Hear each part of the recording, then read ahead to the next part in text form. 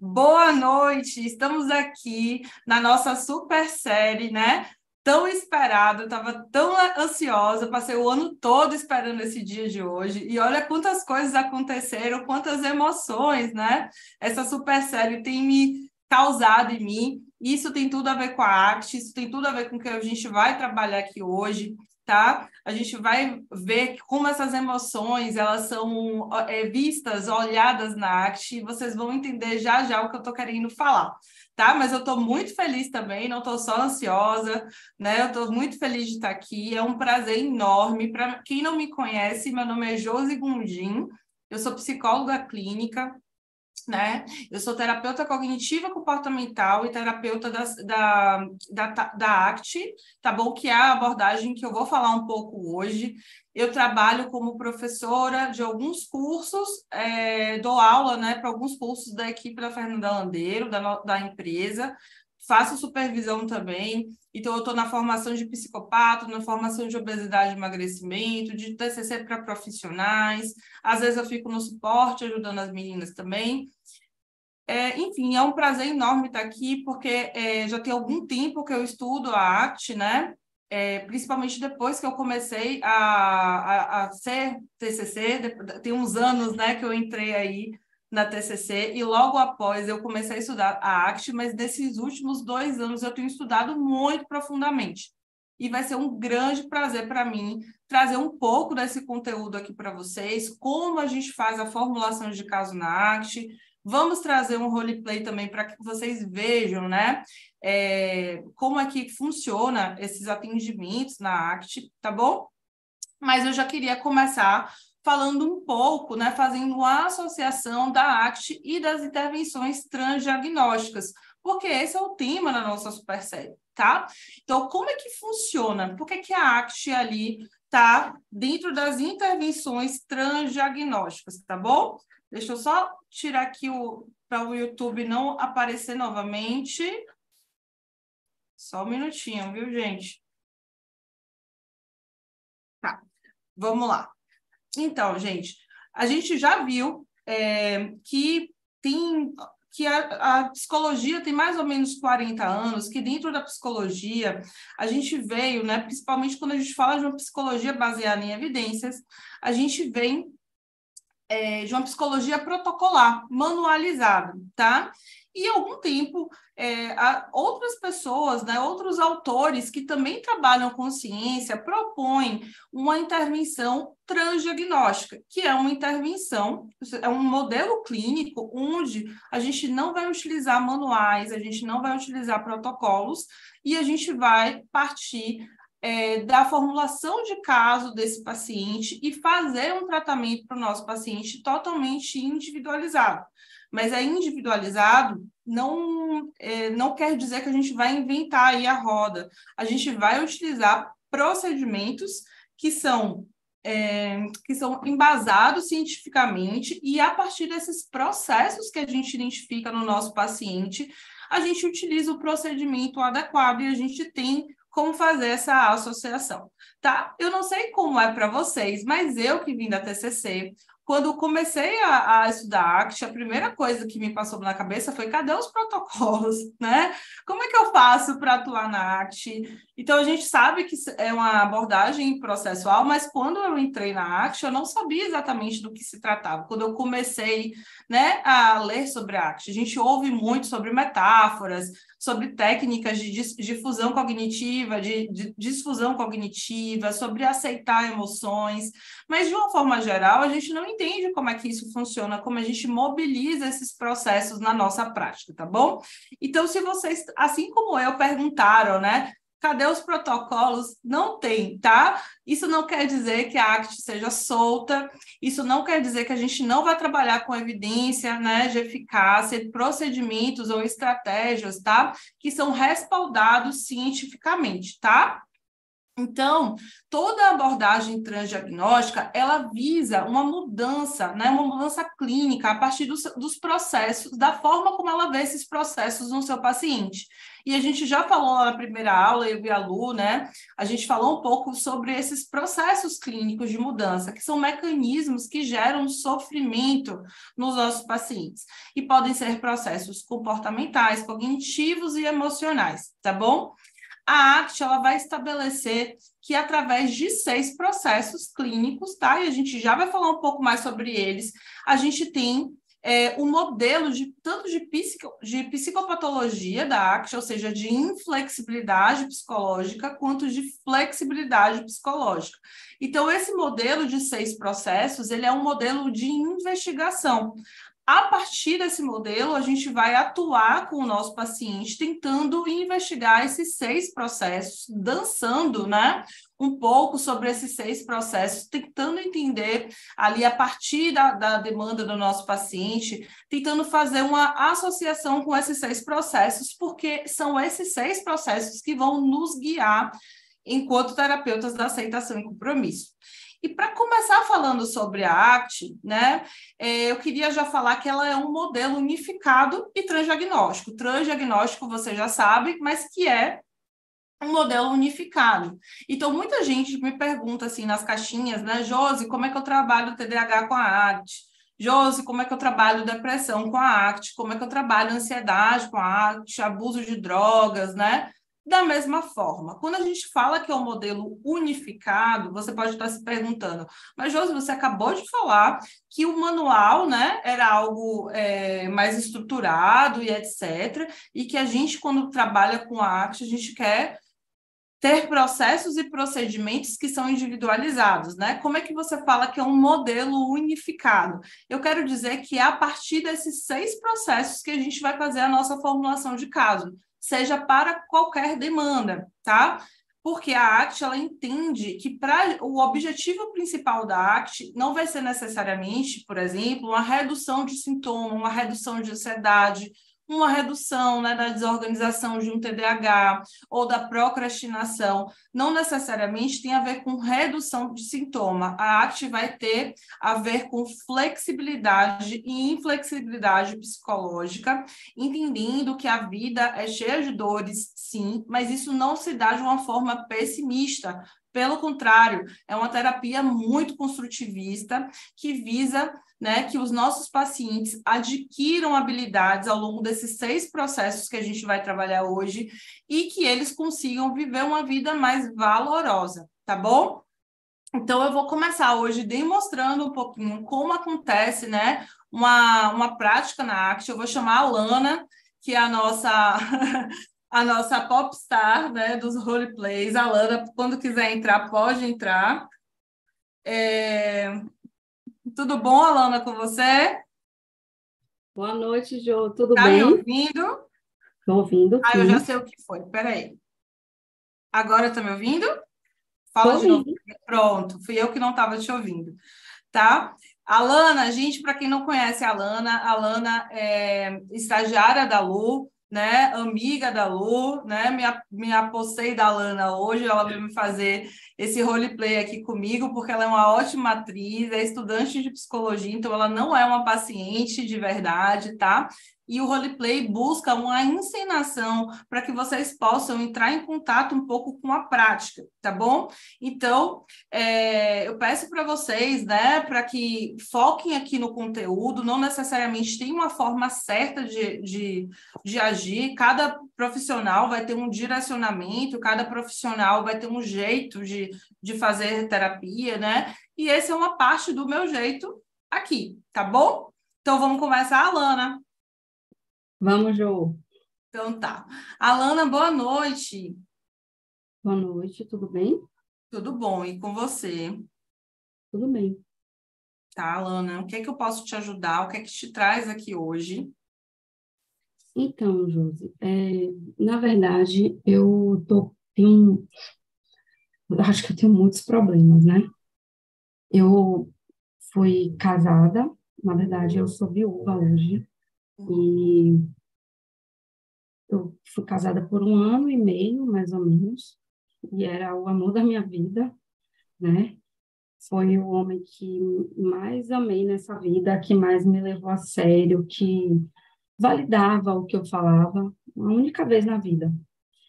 Nós namoramos um tempo, né? Antes, nós eu tenho 2 filhos hoje, e nós namoramos durante, eu acho que foram uns 4 anos, mais ou menos. Foram momentos, assim, incríveis, que a gente viveu juntos, só que eu não tenho nem, eu acho que eu não consegui lidar com a morte dele. E ainda é muito difícil para mim falar Uhum. sobre isso. Imagino, É, Alana. Eu tenho 33 anos, ele tinha 35, e a gente estava num acidente, a gente estava viajando, a gente viajou, e ele precisou resolver uma outra coisa. Eu fiquei na casa da minha mãe, e ele precisou resolver alguma coisa na cidade próxima, com um Sim. amigo dele. E, e aconteceu um acidente de carro terrível. O amigo dele não morreu, que é amigo da família também, mas ele morreu. Na verdade, ele morreu, não, ele me deixou, né? Porque Uhum. ele me deixou que ele era tudo para mim, junto com os meus filhos. Eu peço desculpa se às vezes eu ficar um pouco, eu não sei direito contar nem a história. Uhum. Quando eu falo disso, eu tremo, eu fico Uhum. nervosa, porque para mim é muito difícil lembrar. Alana, a gente vai considerar aqui, né, que as suas emoções e os seus pensamentos, né, e às vezes até essas sensações fisiológicas que acompanham essas emoções, elas são bem-vindas aqui, tá? Então eu queria que você tivesse muita liberdade para contar o que você vem sentindo, mesmo que em primeiro momento você não entenda por quê, tá? Mas ao longo do processo terapêutico a gente vai entender um pouco mais sobre essas emoções e sobre essas sensações físicas, né? Porque elas não são necessariamente as nossas inimigas. Apesar de, às vezes, muito incômodas, muito indesejáveis, elas falam sobre o que é importante e o que não é tão importante assim para a gente, tá bom? E aí você está me dizendo, Alana, que você passou por um processo trágico, né? Onde o seu esposo faleceu num acidente repentino de carro, é isso? Uhum. Uhum. E aí eu fiquei com 2 filhos, eu tenho um filho de 3 anos e outro tem um, Sim. e para mim é muito difícil, tanto Uhum. que eu não consigo lidar ainda, falar direito sobre isso, eu fico muito nervosa. Eu Uhum. tive eu tive momentos muito bons com ele, Sim. porque ele foi a única pessoa que de fato me entendia. Eu tive Uhum. alguns relacionamentos, assim, antes, as pessoas me traíam e tudo, Sim. mas é, não, não, não me amavam, não me valorizavam. E Sim. ele sempre me amou, sempre me valorizou. A gente tinha uma família muito linda. Na verdade, a gente morou um tempo junto e a Sim. gente se casou, né? Uhum. Depois de que um filho nasceu. Meu filho entrou ainda com as alianças e tudo. Foi muito Uhum. lindo. E eu não consigo superar isso, Júlio. Eu Sim. não estou conseguindo. Na verdade, eu acho que a única coisa que eu ainda faço é trabalhar, porque eu preciso sustentar meus 2 filhos. Sim. E eu tenho me sentido uma péssima mãe, Uhum. péssima. Sim. Por- Assim, eu não dou atenção aos meus filhos. Deixa eu só te perguntar uma coisa, Alana, que chamou minha atenção, né? Você falou assim, eu não consigo superar, né, o falecimento do meu marido. E aí eu queria te perguntar o que que você acha que deveria ser? Como é que você acha que você deveria esperar isso? Como é que você esperava isso, né? Qual é a sua expectativa em relação a superar? Eu consegui fazer alguma coisa, Josi, porque a minha Uhum. vida acabou. Uhum. Como eu disse, eu me sinto a péssima mãe, porque Sim, nem os meus filhos eu estou dando a atenção que eles merecem. Meus filhos são pequenos. Eu tenho sim, 2 filhos. Um de uhum. 3, o outro de 1 ano, meu Deus. Eu parei de amamentar, eu não consigo mais. A minha amamentação, meu leite acabou. Eu acho que foi Uhum. o estresse que eu passei. Sim, E é muito provavelmente. difícil para mim. Uhum. reviver e ver aquilo tudo. Eu fui no local do acidente, mas eu não consegui, Sim. é, eu não consegui ir no velório, porque eu não Uhum. consegui, eu não tive forças para ir no velório. Às vezes eu não acredito que isso aconteceu. É como se ele tivesse viajado e ainda não tivesse voltado. E todo dia eu espero por ele, sabe, Josi? As coisas na minha casa estão do jeito que ele deixou. Os Uhum. óculos dele, o controle do ar-condicionado onde ele deixou, eu deixo no mesmo lugar. Tudo, até o último copo que ele bebeu água. Há Uhum. 9 meses, o último copo está ali, eu não consigo. Eu não estou conseguindo me libertar e eu sei que eu preciso. Mas Sim. para mim está sendo muito difícil, Josi. Imagino. É uma situação muito dolorosa, né?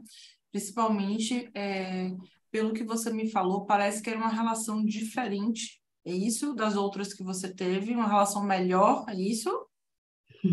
Josi, você já teve, sabe aquelas histórias de filme, Sim, sabe? Que você sim. tem aquele marido que faz tudo, ele me dava tudo, ele era carinhoso, ele Uhum, era um pai incrível, um marido incrível. Ele uhum, me segurou nos momentos que eu mais precisei, que eu passei por algumas dificuldades. sim. De todos os níveis emocionais, porque eu vim cheia de trauma de relacionamentos anteriores que eu não consegui, não conseguia ter, né? As pessoas, eu tive traições terríveis de mulheres ligarem para mim, dizer que tá com a pessoa, com a pessoa que eu estava na época, né? Difícil. Foram coisas terríveis que eu passei. E ele Uhum, veio como se fosse, assim, é como se minha vida fosse antes do meu marido e depois do meu sim. marido, que eu conheci ele. Então, Uhum, tudo mudou. É como uhum. se ele fosse uma parte de mim, Ju. E Entendo. eu perdi isso, entendeu? Uhum. Sim, entendo, Alana. E você está me dizendo que depois que ele se foi, que ele faleceu, teve um outro marco na sua vida, é isso? Então, teve um marco antes de você conhecê-lo, depois que vocês começaram a se relacionar, e quando ele falece, tem uma outra diferença, é isso, na sua vida? Você pode Eu me acho contar que um pouquinho, assim, do que é que mudou? Eu sei que é muito difícil lidar com as perdas, né?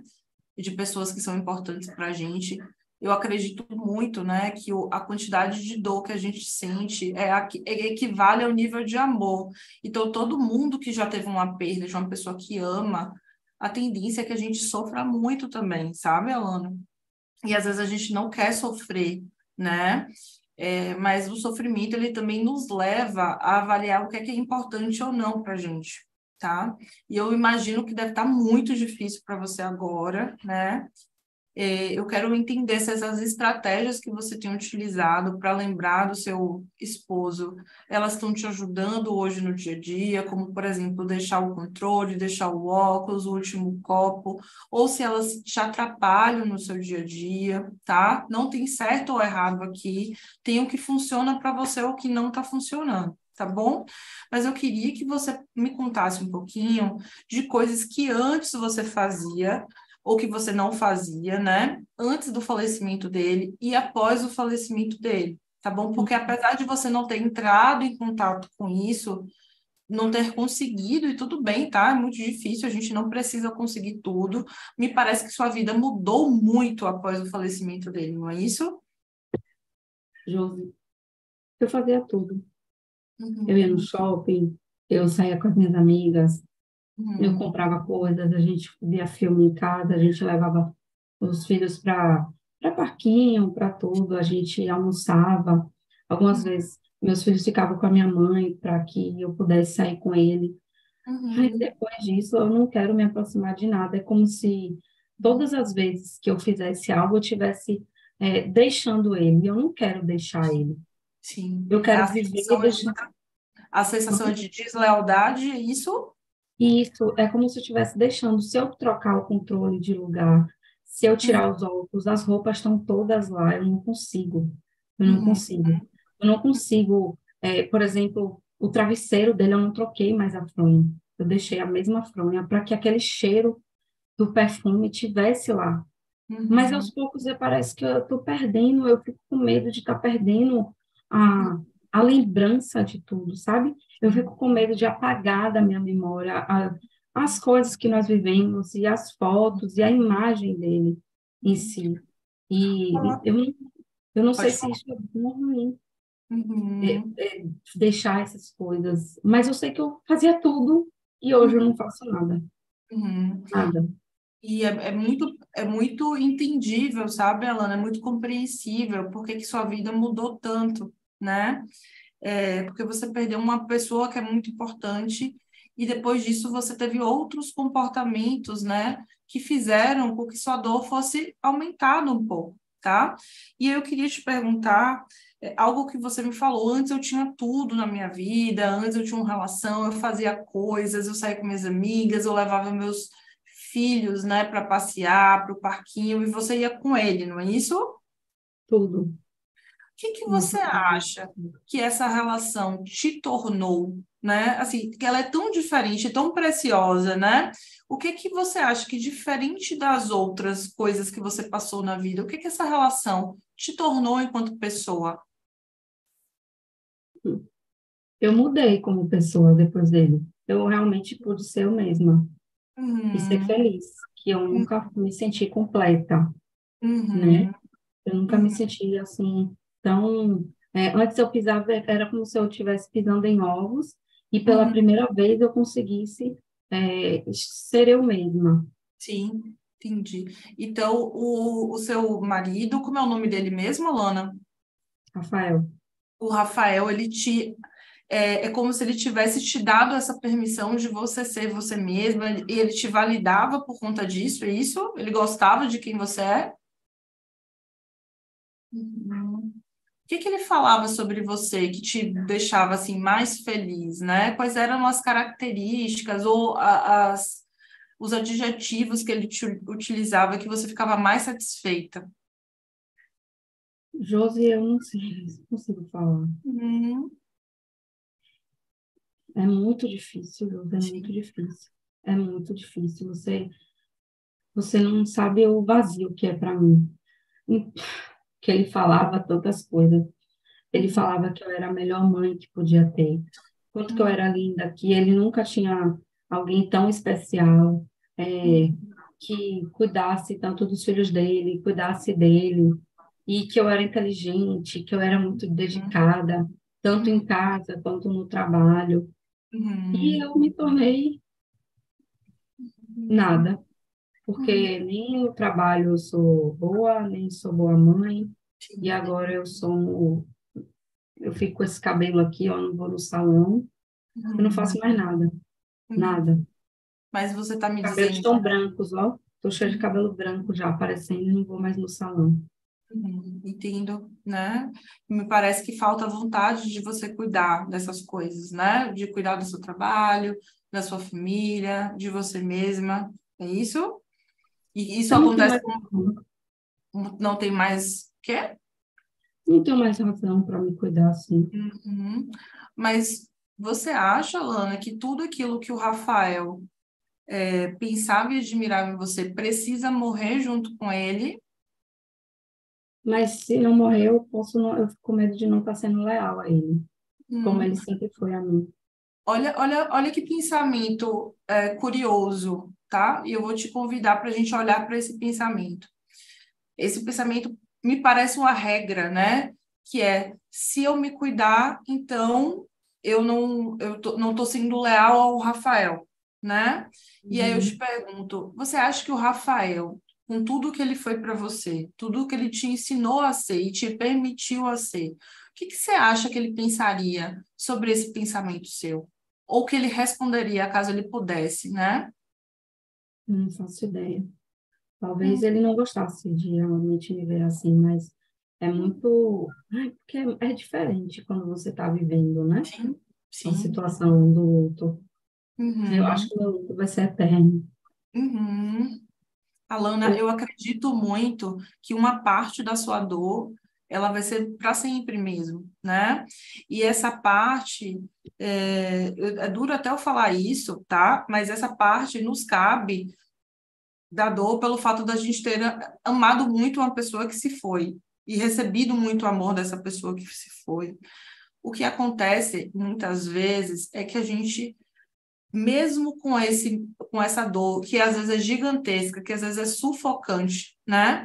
E eu já perdi uma pessoa também muito próxima a mim, então eu imagino, né? Claro que cada um vai sentir de uma forma, mas eu sei um pouco como é que é o viver um luto, viver de luto, tá? Eu pessoalmente sei, mas o que eu quero te dizer é muitas coisas que a gente faz com o que sobra são essas coisas que definem se a nossa vida vale a pena viver ou não, né?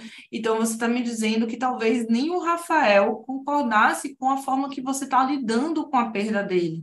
Porque antes ele te falava como você era uma boa mãe, como você era cuidadosa, como você era linda, e parece que essas coisas que eram importantes tanto para você quanto para ele, elas não estão sendo mais cuidadas nesse momento. É isso? Você gostaria de tentar aos poucos, tá? Cuidando um pouquinho dessas coisas? O que que você acha? Como é que você acha que seria?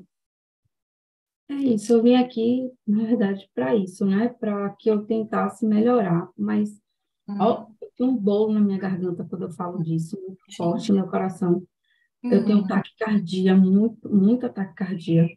E tá me sim. dando um bolo quando Uhum, eu fico falando, e assim, me dá uma angústia, eu não sei dizer, eu acho que é angústia.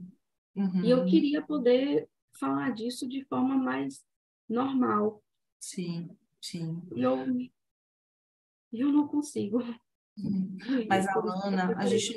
a gente não te ajuda, provavelmente, pensar que essa emoção, ela tá aí para te atrapalhar, né? O que que você acha que esse bolo na garganta, esse aperto no peito, ele sinaliza? Então, Tô, né? E para você está sendo muito difícil agora, mesmo que já tenha um ano, não necessariamente isso importa tanto. O seu contexto atual está dizendo que é muito difícil agora viver sem o Rafael e fazer coisas que antes você tinha motivação e você fazia com ele muito bem, e hoje sem ele é muito difícil fazer isso, não é? muito, eu não Uhum. consigo. Sim, sim. E me parece, Alana, que até coisas que você gostaria de fazer, né, que são importantes para você, você não tem conseguido também. Você pode, por exemplo, pensar em uma coisa apenas para a gente considerar essa semana, né, que você gostaria de fazer, algo que é importante para você, pode ser algo relacionado ao seu trabalho, ao cuidado com os seus filhos, ou autocuidado mesmo. O que que você Eu, gostaria de fazer, então, com seus filhos? eu queria poder ficar mais tempo com eles sem estar chorando, porque eles me lembram muito É o mesmo? pai, porque eles são muito parecidos. Uhum, São lindos eles. sim, E, e o nome do mais velho é o nome do pai. é Então, Rafael. como se, como se eu estivesse vendo eles, é uma coisa muito difícil, aí é muito sofrido para mim. Ao tempo que Uhum, meus filhos também não têm culpa, então eu queria ser uma mãe melhor. Eu queria ter mais tempo com eles. uhum. O que é que você fazia com os seus filhos quando você se considerava uma mãe melhor? Quando o seu autoconceito, né? Que é essa ideia que a gente tem da gente mesmo, dizia que você era uma boa mãe. Que tipo de coisa vocês faziam juntos? Ai, a gente montava quebra-cabeça, brincava de jogo da memória, e aí eu Uhum, botava uma música para eles dançarem também. A uhum. gente brincava de esconder as coisas, eu escondia as coisas, eles procuravam. Nossa, que Bem uhum, legal. Era uhum. muito legal. Mas Você sem acha ele parece que falta alguma coisa. Sim, e vai faltar, né? A gente não pode achar que todas essas coisas que a gente está aqui pretendendo fazer vão te trazer só alívio, tá? Porque eu acho que, principalmente no começo, Alana, vai ter uma falta muito grande por conta de um hábito que vocês tinham de fazer tudo juntos, né? E aí eu te pergunto, será que vale a pena fazer mesmo assim, já que não fazer nada também não tem funcionado? Será que, por exemplo, olhar para o seu filho e sentir a dor, né, de ver quanto ele parece com seu pai, ou desculpe, com seu esposo, com o pai dele, né? Será que não te aproxima de uma mãe que você quer ser? Por mais doloroso que isso seja, por mais lágrimas que isso traga? É, o que eu sempre quis ter uma família. E eu Uhum. consegui, sempre quis ser mãe também. Isso, E isso não foi tirado de você, né? Essa parte da sua história ainda está ali, né? Então a gente precisa, talvez, Alana, pensar que se é importante para você, você vai sentir dor, né? Mas que a gente precisa se comprometer a fazer. E a gente precisa também aceitar esses eventos internos, né, que podem ser pensamentos, que podem ser emoções difíceis, né, que vão andar juntos ali, porque eu imagino que também alguma emoção boa vai ter, né? Você pode sentir tristeza e saudade, mas talvez você sinta orgulho de você, ou felicidade por estar brincando com seus filhos. O que que você acha? nunca tinha pensado por esse lado, não, Luz, Hum. que você O me ob- trouxe. o objetivo da nossa terapia, Alana, não é reduzir a sua dor, né? Porque eu não acho que seja nenhuma terapia seja efetiva para tirar o peso de um grande amor na nossa vida que faleceu de forma abrupta, né? Então eu não sou eu não sou Deus, eu não tenho esse poder, eu não acho que nenhum terapeuta teria esse poder, mas entender por que que essa pessoa era tão importante, o que é que essa relação, que tipo de pessoa essa relação te tornava para você estar tão vitalizada, para ser tão importante para você e te engajar numa vida que seja importante, mesmo convivendo com momentos difíceis e de muitas dores também. Tá certo? Tá, muito obrigada. Eu nunca tinha parado para pensar por esse lado, não, Josi. Tá bom. A ACT, ela traz uma visão diferente, tá, Alana, sobre as nossas emoções. E eu acho que ao longo do tempo a gente vai lidar melhor com elas, por mais que elas estejam doendo muito agora, tá bom? Mas a gente entende também que ficar tentando não sentir essas dores não tem te ajudado a fazer coisas importantes, né? Então a intenção é que você faça coisas importantes, mesmo com algumas emoções difíceis ali, tá bom? Tá bom, Josi, muito obrigada mesmo, A gente viu? se vê então na próxima semana. Sim, eu gostei muito de você. Você é incrível. Obrigada, Alana, você também, tá? Além de linda, você é linda, Josi. Obrigada. Alana, muito obrigada, minha querida, pela sua participação, viu? Um Espero, beijo. até me emocionei com sua história, quase que eu choro junto com você. Estou muito sensível hoje, tá? Tá bom. Mas te agradeço muito por ter vindo aqui, dado esse roleplay, né? Feito tão bem para os nossos alunos, tá? Muito Um obrigada. beijo. Um Conte beijo grande. comigo. Bom, gente, e aí, o que que vocês acharam, né, do roleplay da Alana? O que que vocês viram de diferente da prática clínica de vocês, né? Se tem alguma novidade relacionada ao tipo de prática que vocês viram aqui hoje, com o que vocês fazem, algo que vocês acharam interessante? Eu vou esperar vocês responderem um pouquinho no chat, tá bom? Porque, como diz a Lu, eu não gosto de dar aula falando sozinha, tipo esquizofrênica. Deixa eu tirar aqui o som para ver se ele não chia aqui. Deixa eu ver as aulas aqui.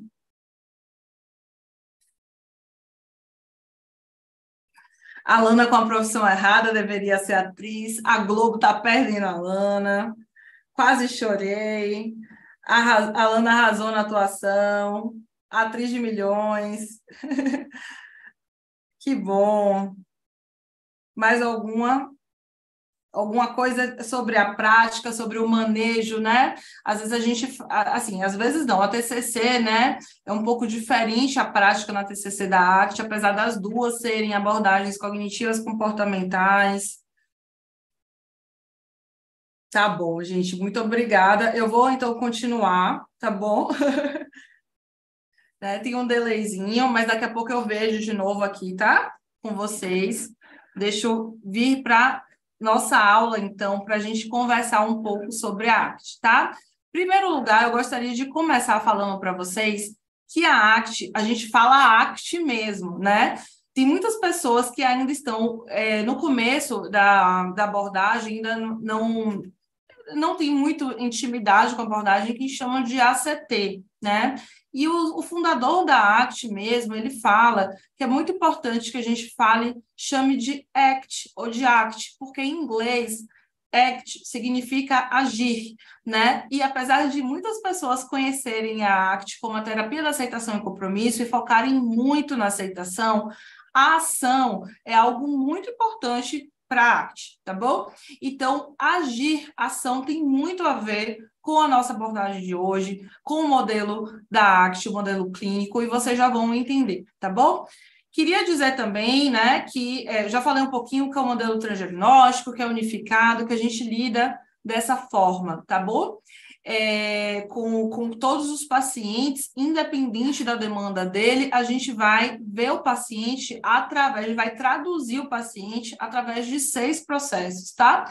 Esses 6 processos, eles trabalham de forma interconectadas. Então, a gente divide esses 6 processos, que são aceitação, desfusão, atenção flexível, self como contexto, valores e ação comprometida, mas de uma forma dinâmica, né? Para ser didaticamente possível, a gente vai dividir esse modelo, mas de uma forma prática, ela é integrativa. Então, por exemplo, quando eu estava trabalhando talvez o autoconceito da Lana, que pensava que era uma mãe ruim, uma mãe que não tinha valor, eu também estava trabalhando com quais tipos de pensamento ela estava tendo, qual era a emoção que ela estava se esquivando ali, tá? Então, a gente vai trabalhar de forma interconectada, a gente vai dançar através desses 6 processos, tá bom?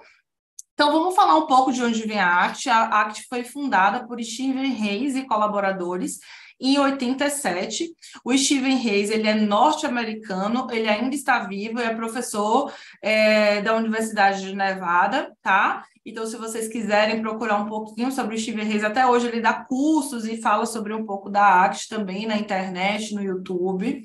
E a ACT, ela é incluída no hall das abordagens cognitivas e comportamentais, ou como a gente chama também, as abordagens de terceira onda, de terceira geração, tá? Então, o próprio Steven Hayes fala que a ACT é uma abordagem que está dentro aí, no guarda-chuva, né, das terapias cognitivas comportamentais, mas a gente sabe que ainda, principalmente no Brasil, há uma rixa de ACT é TCC ou ACT é da análise do comportamento? Gente, já ultrapassamos essa rixa, tá bom? Então, tudo agora é dentro de um mesmo guarda-chuva das abordagens contextuais, que são cognitivas e comportamentais também, e a ACT, ela tem suas diferenças, né, das outras abordagens, porque ela tem as suas características únicas também, tá? Então, a ACT ela é uma intervenção baseada em evidências e uma abordagem contextual baseada em processos. O que é uma abordagem contextual baseada em processos? Na nossa primeira aula, a gente já falou dos processos, né? E na ACT são esses 6 processos que a gente vai identificar, são 6 processos de mudança clínica, tá bom? Mas uma abordagem contextual quer dizer que ela se baseia na filosofia do contextualismo funcional. E o que é a filosofia da ciência do contextualismo funcional? É muito parecida com o behaviorismo radical, que fala que não existe um comportamento solto, no vácuo.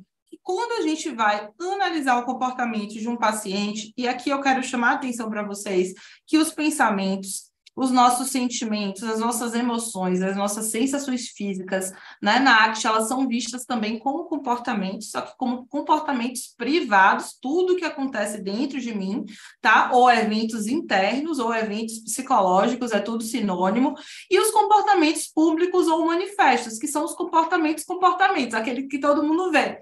Então, o que é comportamento para a ACT? Tudo aquilo que um ser humano vivo faz. Se o ser humano vivo pensa, sente, né, tem taquicardia, sente um cheiro, lembra, tudo isso é comportamento. Tudo que o ser humano vivo não faz, não é comportamento. Então, é assim, uma boa forma da gente aprender, tá? Então, a gente entende, né, que as terapias cognitivas e comportamentais, elas vão dar essa ênfase grande, tanto na cognição quanto no comportamento, né, e tanto na emoção também. E vocês viram ontem que a forma da DBT atuar, ela é muito voltada para a emoção, né? Ela trabalha muito a emoção. A TCC, a forma da TCC atuar, apesar dela também atuar nas 3 nos três pés, né, das terapias cognitivas comportamentais, ela vai dar mais foco à cognição, e não tem problema nenhum, tá? A ACT, ela vai dar mais foco ao comportamento, e o comportamento também está incluindo aí, né, os processos que acontecem dentro da gente, tá? O objetivo da ACT, então, o objetivo principal da ACT, então, é trazer o cliente para uma vida valorosa ou valorizada, ou seja, para uma vida que ele tem vitalidade em viver, que é significativa para ele. Diferente de outras abordagens, a ACT ela não visa a redução de sintoma, tá? Então, é uma abordagem mais integrativa que visa qualidade de vida, flexibilidade psicológica e sempre está direcionando, o objetivo da ACT é sempre direcionar o cliente para uma vida que ele deseja ter. E uma vida que ele deseja ter, ela não pode ser uma vida sem dor, porque todos nós, seres humanos, sentimos dor e sentimos emoções, né? Em muitos momentos que são importantes para a gente também. Então, a gente entende que o sofrimento humano ele é onipresente, ele é universal, e não dá para a gente brigar contra isso. A gente vai fazer, se engajar em uma vida valorizada mesmo com muito sofrimento. E não só mesmo, tipo, tolerando, né? Abrindo um pouco, né, espaço para esse sofrimento, entendendo que esse sofrimento me leva a saber mais de mim mesmo. Se eu olho para o sofrimento com muita curiosidade, eu entendo porque aquilo é tão importante para mim, tá? Então, é um modelo de saúde. Quando a gente fala de saúde, porque a gente não vai tentar ali fazer redução de sintomas, tá?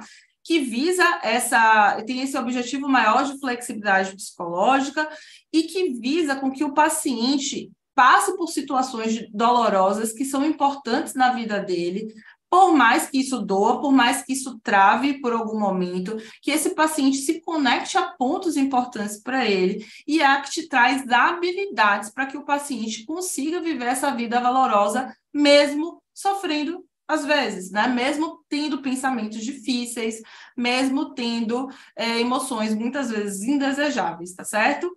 Então, ela traz uma forma inovadora da gente olhar para os nossos eventos psicológicos, para todos os nossos eventos internos.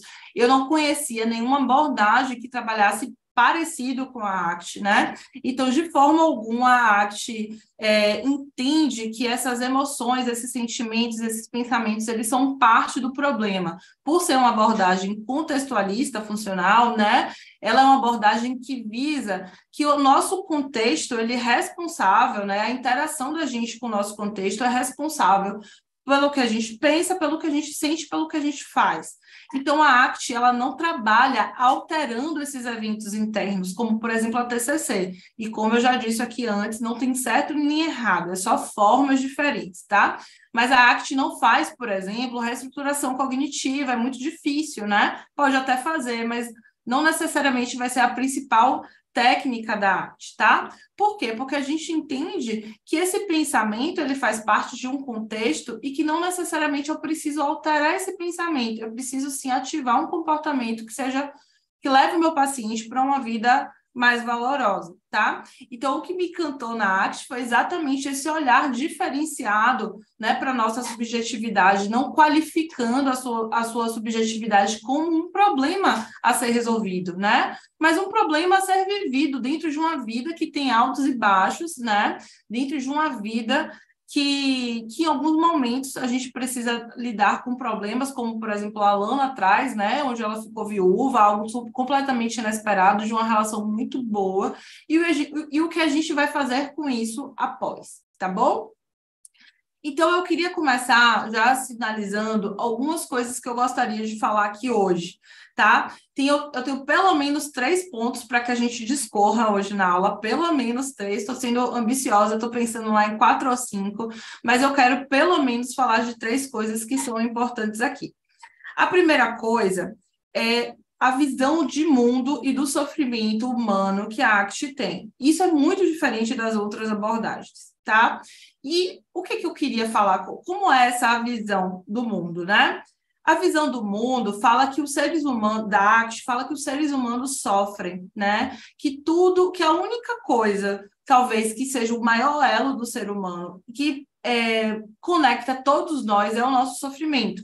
Então, o sofrimento humano, ele é onipresente, ele é democrático, ele é universal. Não importa onde você esteja, quem você é, qual tipo de escolhas do mundo você faz, o ser humano é próprio da natureza dele algum nível de sofrimento. Isso se dá por duas coisas. Primeiro, porque as pessoas sofrem, né, de forma, assim como, por exemplo, os animais sofrem, coisas ruins acontecem com a gente mesmo, se a gente programar, mas existe uma característica muito específica do ser humano, né, que faz com que a gente intensifique o nosso sofrimento. Esse já é o segundo ponto que eu já estou adiantando, tá? Mas o primeiro ponto é que os seres humanos sofrem. Então, negros, brancos, ricos, pobres, homens, mulheres, de todos os gêneros, de todas as idades, né, de todas as classes sociais, de todos os países, mais desenvolvidos ou menos desenvolvidos. E aqui eu não estou dizendo que a gente sofre igual, tá? Porque as pessoas têm motivos para sofrer diferente. Eu estou falando do sofrimento em si, né? De que todos os seres humanos sofrem por conta de coisas que acontecem na vida deles. Então, a ACT ela discorda um pouco do modelo diagnóstico, né, atual e vigente. Ela entende que ele é necessário, que a gente hoje não tem um modelo assim tão bom para diagnosticar, mas ela entende que na nossa sociedade, principalmente a sociedade ocidental, entende que a forma como a gente olha o sofrimento é uma forma prejudicial, porque a gente medicaliza esse sofrimento, a gente acha que tem alguma coisa de errado, sendo que é algo natural e próprio de todos os seres humanos. Inclusive que nos leva muitas vezes a direcionar ações de coisas que são importantes para a gente, tá? Como, por exemplo, a gente conseguiu ali, a partir de um processo de mais aceitação, né, a gente conseguiu ali que a Lana tivesse um compromisso com algo que era valioso para ela, tá? Quando eu vou falar dos processos, eu vou falar exatamente da formulação de caso da Lana, o que é que eu pensei para um plano de tratamento que eu vou compartilhar com vocês, tá certo? Então, a ACT entende, né, que o sofrimento humano, que a dor, na verdade, todo mundo experimenta, os animais, os homens, né? E como somos animais, também temos dores, também passamos por tragédias, né? Coisas acontecem, por exemplo, né? Enchente, terremoto, a gente quebra a perna, quebra o braço, se machuca. Mas tem um sofrimento que ele é específico do ser humano, que ele é originário da inflexibilidade psicológica que é produzida principalmente pela nossa esquiva experiencial e fusão cognitiva. Calma, quem nunca ouviu falar de ACT vai entender, porque a gente vai de passo a passo aqui hoje, mas eu quero que vocês entendam a partir de exemplos, porque eu sempre acho que vai ser mais fácil assim. Então, a gente vive no mundo com a forma de sofrer como se ela fosse errada, né? O rótulo de que sofrer é errado, de que se eu estou triste tem alguma coisa de errado, de que eu preciso sim tomar algum remédio porque eu estou sofrendo muito. Por exemplo, o caso da Lana, né? Que é completamente contextual ali um sofrimento. Ou se, por exemplo, no meu caso, que hoje estou aqui dando uma aula que começou dando um pouco errado, teve problema no sonho, etc., problema na câmera no começo, como se fosse algo errado, sem que entender que esse sofrimento ele faz parte desse contexto, de um contexto específico, que se eu manipulo o contexto, eu posso ter mais sucesso com esse sofrimento, tá? E entendendo também que muitas das formas que a gente escolhe lidar com esse sofrimento, a gente intensifica ele, tá? Então, a gente, na ACT, vai abrir mão, vai tentar, né, vai estimular os nossos pacientes a abrir mão de estratégias de evitação perante esses eventos internos que são mais dolorosos e fazer com que os nossos pacientes, a partir dessas habilidades que a ACT nos ensina, estejam mais dispostos, né, a lidar com os eventos internos, com os próprios pensamentos, próprias emoções e sentimentos, sem tanto julgamento, fazendo com que esses sentimentos não atrapalhem eles, não nos atrapalhem de levar a uma direção mais valorizada, tá? Então, a gente pensa que a ACT, o que eu acho muito inovador na ACT, muito diferente, essa visão de fazer as pazes com a própria subjetividade e não ver a nossa subjetividade como um problema a ser resolvido, né? Então, eu acho isso muito bacana. Foi isso, inclusive, que fez me encantar pela arte. Entendendo, né, que todo ser humano sofre, e a gente sofre de formas diferentes, mas a gente sofre, o Steve Reis traz uma analogia que eu acho muito bacana da gente trabalhar. Ele fala, por exemplo, do tipo do sofrimento do ser humano. Por que é diferente, né, Josi? Deixa eu explicar um pouquinho para vocês por que é diferente, talvez, ser humano, tipo, ser o Zeco, o Chico, que são cachorros, né? O sofrimento deles com o meu sofrimento, com o seu sofrimento, tá? O cachorro, para que ele sofra, ele precisa passar por um processo de condicionamento, né? Na verdade, para que o cachorro sofra, você pode, por exemplo, dar um chute no cachorro, ele vai sentir aquela dor. Quando a dor passar, ele não vai ficar lá pensando na dor.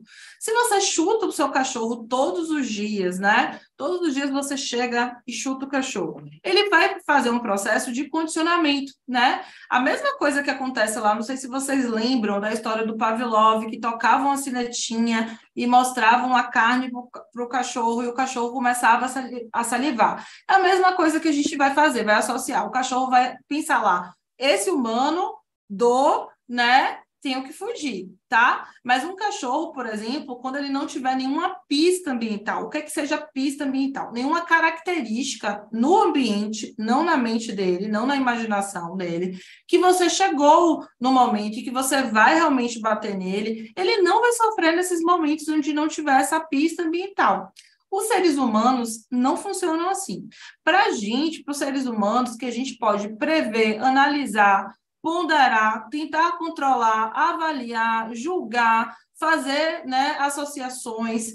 Então, a nossa forma nossa cognição e nossa linguagem humana é uma faca de dois gumes. Ela nos permite viver no mundo, né, de uma forma muito diferenciada dos outros animais, porque a gente consegue raciocinar, solucionar problemas, prever cenários futuros, etc. Mas ela traz também uma intensificação desse sofrimento, tá?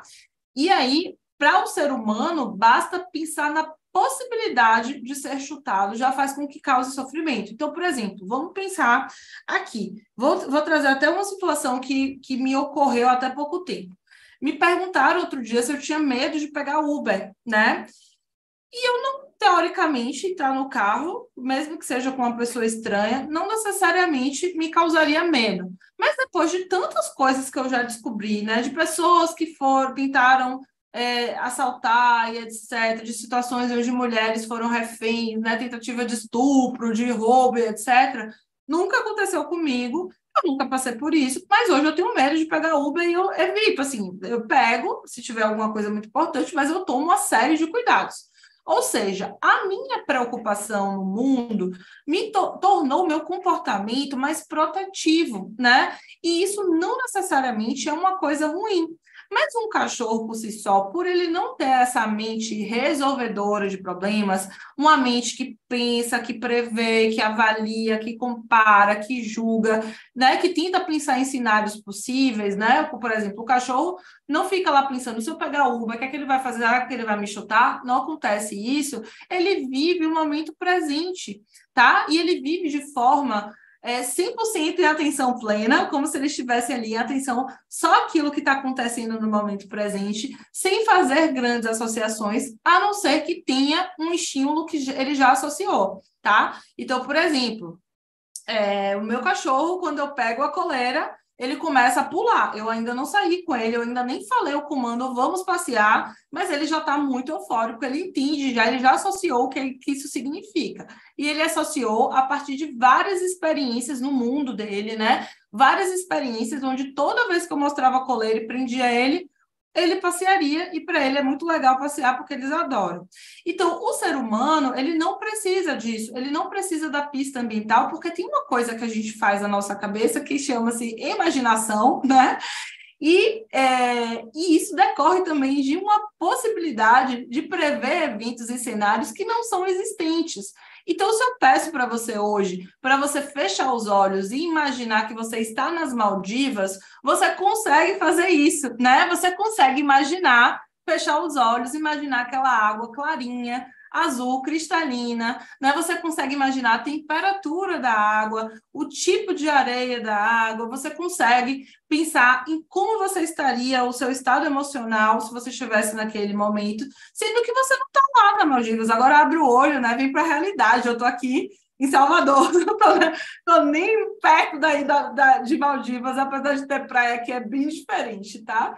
Então, isso faz com que essa forma, né, o que a gente encontrou a partir da nossa evolução da espécie de prever, imaginar cenários, faz com que também a gente imagine muito mais sofrimento, né? E a gente imagine possibilidades de estar sofrendo por qualquer coisa. A nossa mente, gente, é uma tentativa, né, da mente, muitas vezes, de proteger e tentar fazer com que a gente sobreviva na espécie, tá? Eu até brinco com meus pacientes, eu digo assim, a sua mente, o seu cérebro, ele não está nem aí para você ser feliz ou não.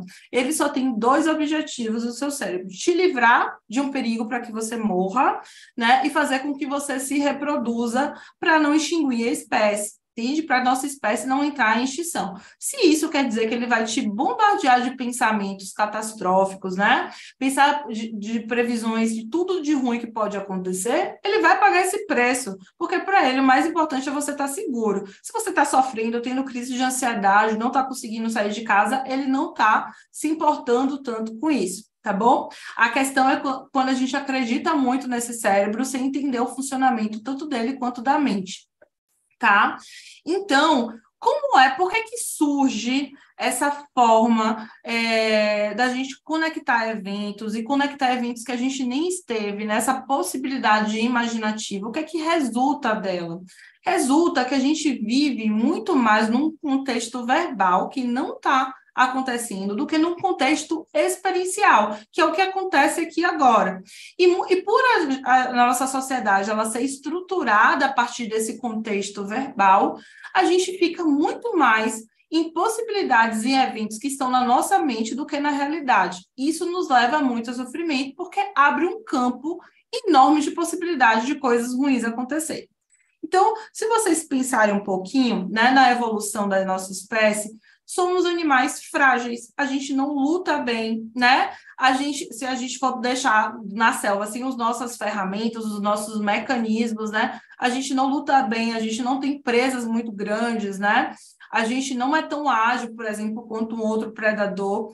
Então, a partir da nossa evolução, o nosso cérebro ele foi evoluindo, né? E foi criando como se fosse um contexto, que é esse contexto verbal, onde se encontra tanto a linguagem das sociedades, né, quanto a cognição humana. Então, a gente entende que a formação da linguagem, e quando a gente começou a utilizar a linguagem, aí eu não estou falando da vocalização, não, porque vocalização até os macacos fazem, papagaio faz. Eu estou falando da linguagem como estrutura, né, da sociedade. A nossa cognição também acompanhou isso e faz com que a gente viva muito mais esse contexto verbal. Então, por exemplo, diferente, né, de em outro momento, se você ouve, né, que tem perigo, se você vê lá um sinal, um símbolo, que é, por exemplo, uma bolinha vermelha riscada, né, com um X, você entende que aquilo é um perigo. Você não precisa passar por isso, né, para entender, para se dar mal, para sentir aquilo. Você consegue fazer uma associação rápida, né? A nossa mente funciona através de relações arbitrárias, certo? Então, a partir desse domínio, isso nos gera, né, possibilidade de controlar o nosso ambiente externo, tá? Controlar o nosso ambiente externo quer dizer julgar, avaliar, determinar o que é bom ou ruim, determinar como eu vou me comportar se aquilo acontecer ou se assado acontecer.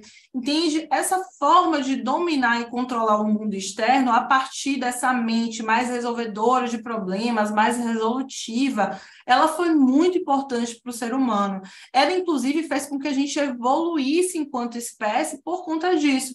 A partir da linguagem como um comportamento social, né? A gente não precisou passar por essas experiências, a gente pode entender na experiência do outro. Então, por exemplo, né? A minha mãe, eu nunca esqueço disso, tá? Eu nem acho que... Às vezes eu fico pensando, será que foi imaginação? Mas eu acho que foi verdade.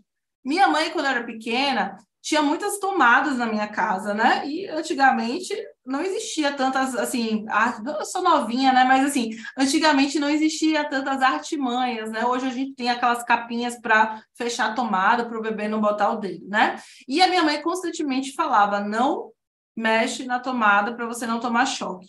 Eu sabia que eu não podia mexer, mas eu não sabia o que era choque. Nunca tinha sentido choque. E eu sou uma pessoa muito empírica, né? Eu gosto muito de ter as experiências práticas, né? E eu lembro de um dia que eu botei o dedo na tomada e eu tomei choque, né? E a partir dessa experiência, eu pude me proteger da tomada e até hoje eu tenho muito medo de eletricidade. Então tem gente que consegue, por exemplo, pegar um fio, desencapar, eu mesmo sabendo que aquilo não necessariamente vai me dar choque, porque para a gente tomar choque precisa ter os dois fios, né, desencapados juntos. Eu não consigo, eu tenho medo, eu fico hipervigilante, eu fico com medo, fico toda tensa, né? E foi algo que aconteceu talvez há 30 anos atrás, se vocês forem pensar, né? Eu devia ter uns 5 anos que aconteceu isso, e é algo que o meu cérebro ainda me relembra como perigoso, tá? O que é que isso me proporcionou, essa avaliação? Me proporcionou me proteger. Por quê? Porque eu consigo moldar o meu comportamento hoje por algo que eu lembro que aconteceu 30 anos atrás, tá? Então, por exemplo, se eu fosse uma criança mais obediente, né, mais esperta, minha mãe falaria, né, não pegue na tomada, e eu ouviria isso, né? Assim como, por exemplo, a gente não precisa botar a mão no fogo para entender que a gente vai se queimar. A gente vive numa sociedade de símbolos e as pessoas falam isso, né? A forma como a gente se comunica, às vezes explicitamente, às vezes com um símbolo perigo, né? Fogo, quente, chama. A gente vai se reorganizando na nossa sociedade a partir desse contexto verbal, tá? Isso é ruim? Não necessariamente. Nada aqui nessa aula de hoje, ou poucas coisas pelo menos, vão ser binários, do tipo é ruim ou é bom. É ruim? Não. Se a gente pensa, por exemplo, numa resolução de problema, se eu penso, por exemplo, que eu vou fazer uma viagem para um lugar que é muito frio, e hoje eu estou em Salvador, que é um calor danado, né? Um calor infernal, a gente não tem muita variação de temperatura em que Salvador é sempre quente, mesmo quando está chovendo é quente. Tá? E vamos pensar que eu vou passar uns dias na Europa, né? Hoje, essa possibilidade de programar, de analisar, de comparar, né, e de prever cenários pode fazer com que eu tenha um recurso, que é o clima-tempo, eu entro lá, vejo mais ou menos qual é a temperatura e molde o meu comportamento para eu não precisar passar pela experiência de frio e recorrer a um casaco lá. Eu posso me programar. Isso funciona muito bem. A gente faz isso com provas, a gente faz isso com planejamento da nossa vida. Só que isso não funciona perfeitamente, né? A vida acontece. E isso não funciona, principalmente quando a gente tenta botar a mesma estratégia, a mesma ferramenta de controle, de predição, de análise, né, de planejamento, quando a gente fala desses eventos internos. Né? Quando a gente fala, por exemplo, no controle de pensamentos, no controle de emoções, no controle de sentimentos, no controle, né, de sensações fisiológicas, no controle de coisas que acontecem dentro da nossa pele, tá? E o problema, então, não é a estratégia em si, o problema é como a gente está utilizando essa estratégia. Assim como, por exemplo, um problema não é o martelo, o problema é se você está querendo tirar um parafuso com o martelo, aí você não vai conseguir, mas o martelo é uma ótima ferramenta, tá bom? Então, a ACT, ela nos traz uma proposta melhor, né, de outras habilidades que para quando esse modo resolução de problema da nossa mente, que é mais analítico, mais avaliativo, né? Quando ele está aí em foco, tá bom? Então, a RFT, que é uma das teorias, né, que embasam a ACT, eu vou falar rapidamente porque realmente é uma teoria bem complexa aqui, ela fala que a rede da nossa linguagem, da nossa conexão, ela é aprendida em formas de rede, né, de conexões. Então, por exemplo, vou dar aqui um exemplo. Eu passei por uma situação de tomar choque, né? Aí eu penso, tomadas são perigosas. Aí eu penso, o eletricista se mete em eletricidade. Aí eu já faço uma conexão. Eletricistas são corajosos. Aí eu faço uma outra conexão, eu não sou corajosa. Você vai ver que a gente vai resultando, né? A gente vai analisando, interconectando e resultando ali alguns tipos de justificativa, alguns tipos de associações que às vezes não fazem sentido. Eu não sei, por exemplo, se todo eletricista é corajoso, né? Às vezes ele tem medo de outras coisas que eu não tenho, né? Eu não posso me considerar talvez uma pessoa medrosa porque eu tenho medo só de eletricidade ou porque eu não gosto, tá? Então, essa forma associativa na nossa mente faz com que a gente sofra muito. Porque isso daqui, tudo bem, né? É algo externo, eu consigo controlar. É só não meter a mão na tomada de novo, só não pegar no fio de novo, é mais fácil. Mas quando eu penso, por exemplo, numa questão de ansiedade, vamos pensar. Vou dar um exemplo para vocês. Eu tive, vamos pensar que eu tive na minha vida dificuldade em fazer provas de matemática, tá? E hoje eu vou passar por uma prova de concurso e tem uma prova de matemática. Então, a mesma tentativa que eu faço para evitar o choque, né? Eu não vou conseguir, talvez, fazer com a prova de matemática. Por quê? Porque eu não vou conseguir deixar de fazer coisas na minha vida. Eu não posso, ou na verdade, eu não deveria, né, viver a minha vida evitando emoções difíceis ou emoções que são mais desagradáveis de sentir, pelo fato de me sentir desconfortável, confortável. Essa não é uma boa razão. Essa estratégia não nos leva a viver uma vida com vitalidade. Por quê? Porque a gente está ali sob o controle aversivo, a gente está tirando o que é menos pior. Então, a ACT, ela nos convida a viver uma vida mais baseada, embasada, direcionada para o que é importante para a gente, mesmo que nesse caminho a gente sinta muitas coisas desagradáveis. Então, por exemplo, se eu estou muito querendo fazer um concurso, estou estudando muito tempo para fazer um concurso, mas eu penso, se eu fizer uma prova, eu vou ficar ansiosa. Qual é a justificativa, né? A conclusão mais provável que uma pessoa pode chegar? Não vou fazer a prova, evito ficar ansiosa, tá ótimo. E não seria um problema se fazer uma prova para mim não fosse importante. Mas se eu penso que fazer uma prova, que ter um relacionamento, né, que fazer uma aula ao vivo aqui no YouTube para vocês, se isso é importante para mim, sentir ansiedade ou sentir uma outra coisa, não necessariamente é uma boa justificativa para eu fazer ou não. A arte, ela vem, então, direcionar, né, que os nossos comportamentos, eles sejam comportamentos relativos, né, sejam comportamentos que nos embasem para uma vida valorizada, tá?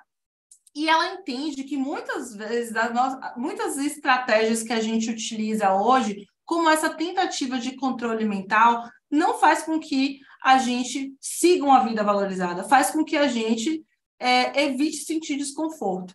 E aí, por exemplo, tem sempre na TCC, né, a gente sempre fala, às vezes, né, para o paciente não acreditar em tudo que ele pensa, porque os nossos pensamentos, eles não necessariamente são baseados na realidade, tá? E muitos pacientes chegam para mim, né, eu imagino que para os colegas que também estão assistindo essa aula, dizendo, Josi, eu não quero sentir isso. Isso que eu estou sentindo é um problema que eu preciso resolver aqui. Eu não quero mais sentir ansiedade, então eu não quero mais pensar que eu sou um fracasso, tá? Sendo que a gente não entende que a ocorrência desse comportamento, ou seja, esse pensamento que surge ou essa emoção que surge, ela provavelmente está querendo direcionar algo que é importante para a gente, e que a gente, em primeira mão, se a gente apenas falar, tudo bem, não sinta isso não, tudo bem, não sinta-se desconfortável nunca, né? A gente não consegue também acessar o resultado disso, tá? Então, a ACT nos convida não a viver uma vida onde a gente se sinta bem o tempo todo, mas viver uma vida onde a gente se sinta bem, né? E sentir bem é sentir coisas difíceis também, porque faz parte da vida. Isso é uma estratégia muito melhor do que você ocupar a sua vida toda fugindo do desconforto. Porque quando a gente abre espaço para viver coisas desconfortáveis, a gente abre espaço para seguir no que é importante para a gente. Quando a gente passa muito tempo da nossa vida preocupado, né, e calculando a possibilidade de eu sentir desconforto, a possibilidade de eu sentir ansiedade, a possibilidade de eu ter um pensamento ruim, né, eu não foco no que é importante para mim, eu foco no que é menos doloroso ou não. Tá?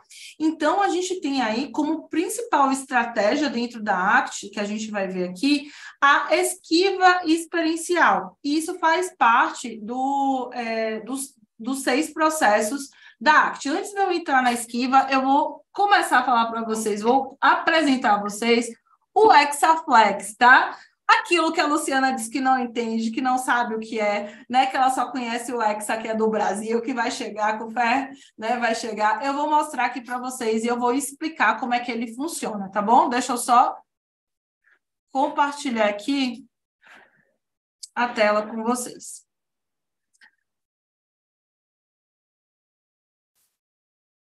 Deixa eu abrir primeiro.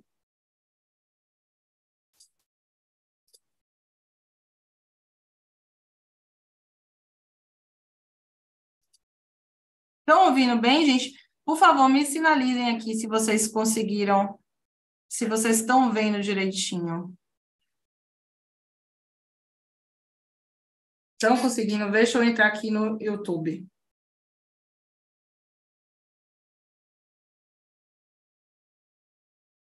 Ok, gente?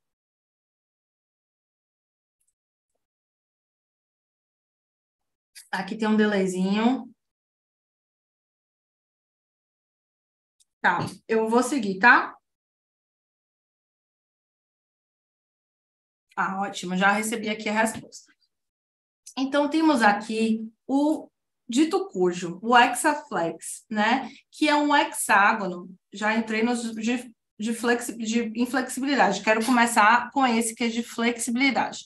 Ele é um hexágono que faz com que a gente entenda o modelo da ACT. Então, toda abordagem transdiagnóstica, ela vai ter um modelo próprio de entender quais são os processos de mudança clínica. Lembrando que a ACT, o principal objetivo dela é que a gente alcance a flexibilidade psicológica. A gente entende que a ACT tem esses 6 processos de flexibilidade. Quais são esses? Desfusão cognitiva, que é um aspecto, é um processo relativo à nossa cognição. Aceitação experiencial, que é um processo relativo ao nosso afeto. O contato com o momento presente, ou atenção flexível, tá? Que é um processo relativo à nossa atenção. O self-contextual, ou self-transcendente, é um processo relativo à nossa autoimagem, tá? Valores, que é um processo relativo à motivação de cada pessoa, e ação de compromisso, que é um processo relativo ao comportamento da gente, tá?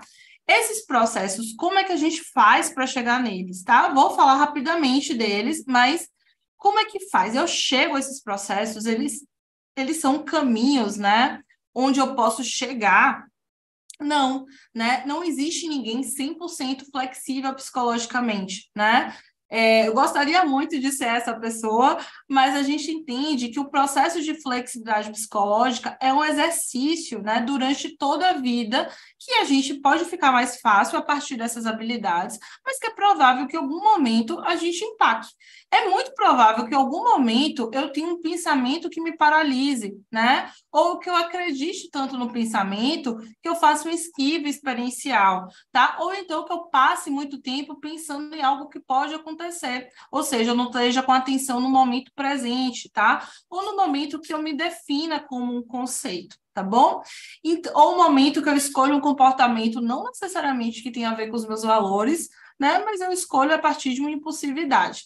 Então, esses processos são habilidades que, a partir de um momento, a gente entende que são interconectados. Então, vocês estão vendo aqui, né, que tem tracinhos conectando todos eles. Isso quer dizer que, didaticamente, a gente divide dessa forma, mas, na prática, a gente tem todos os processos ocorrendo juntos, tá? Esses são os processos de flexibilidade, ou seja, os processos de saúde da ACT, as habilidades que geram saúde para a gente. E também um modelo de investigação. A partir desse modelo, né, a partir desses 6 processos, a gente vai investigar os nossos casos e fazer uma formulação de caso na ACT, tá bom? E esse Hexaflex traz os processos de inflexibilidade. Então, para cada processo de flexibilidade, a gente tem um processo de inflexibilidade correspondente. E quando o paciente chega para a gente, provavelmente ele tem vários processos de inflexibilidade.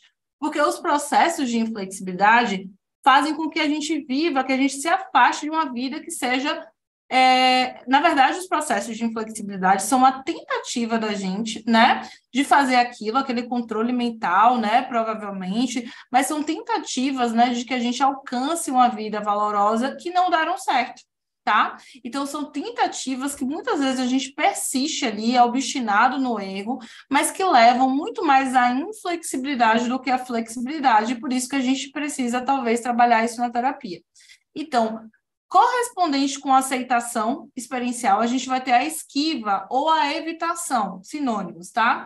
Correspondente à fusão cognitiva, a gente vai ter a desfusão cognitiva. Correspondente à atenção rígida, a gente vai ter, que é predominante no passado e no futuro, a gente vai ter a atenção flexível.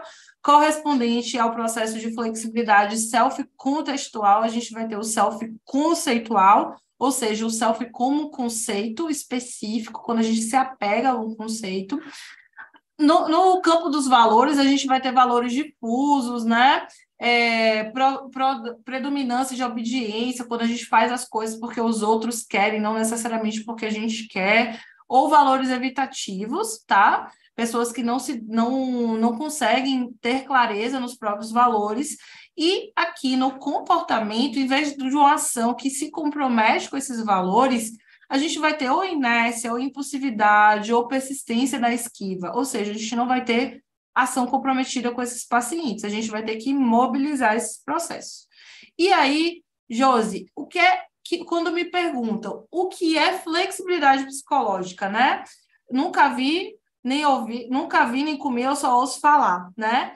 O que é flexibilidade psicológica? Flexibilidade psicológica é um termo, né, onde ele caracteriza esses 6 processos acontecendo juntos.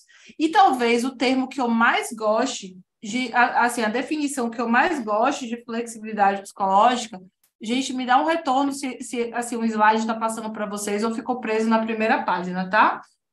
O pessoal do suporte, se puder me falar aqui pelo WhatsApp, eu estou de olho.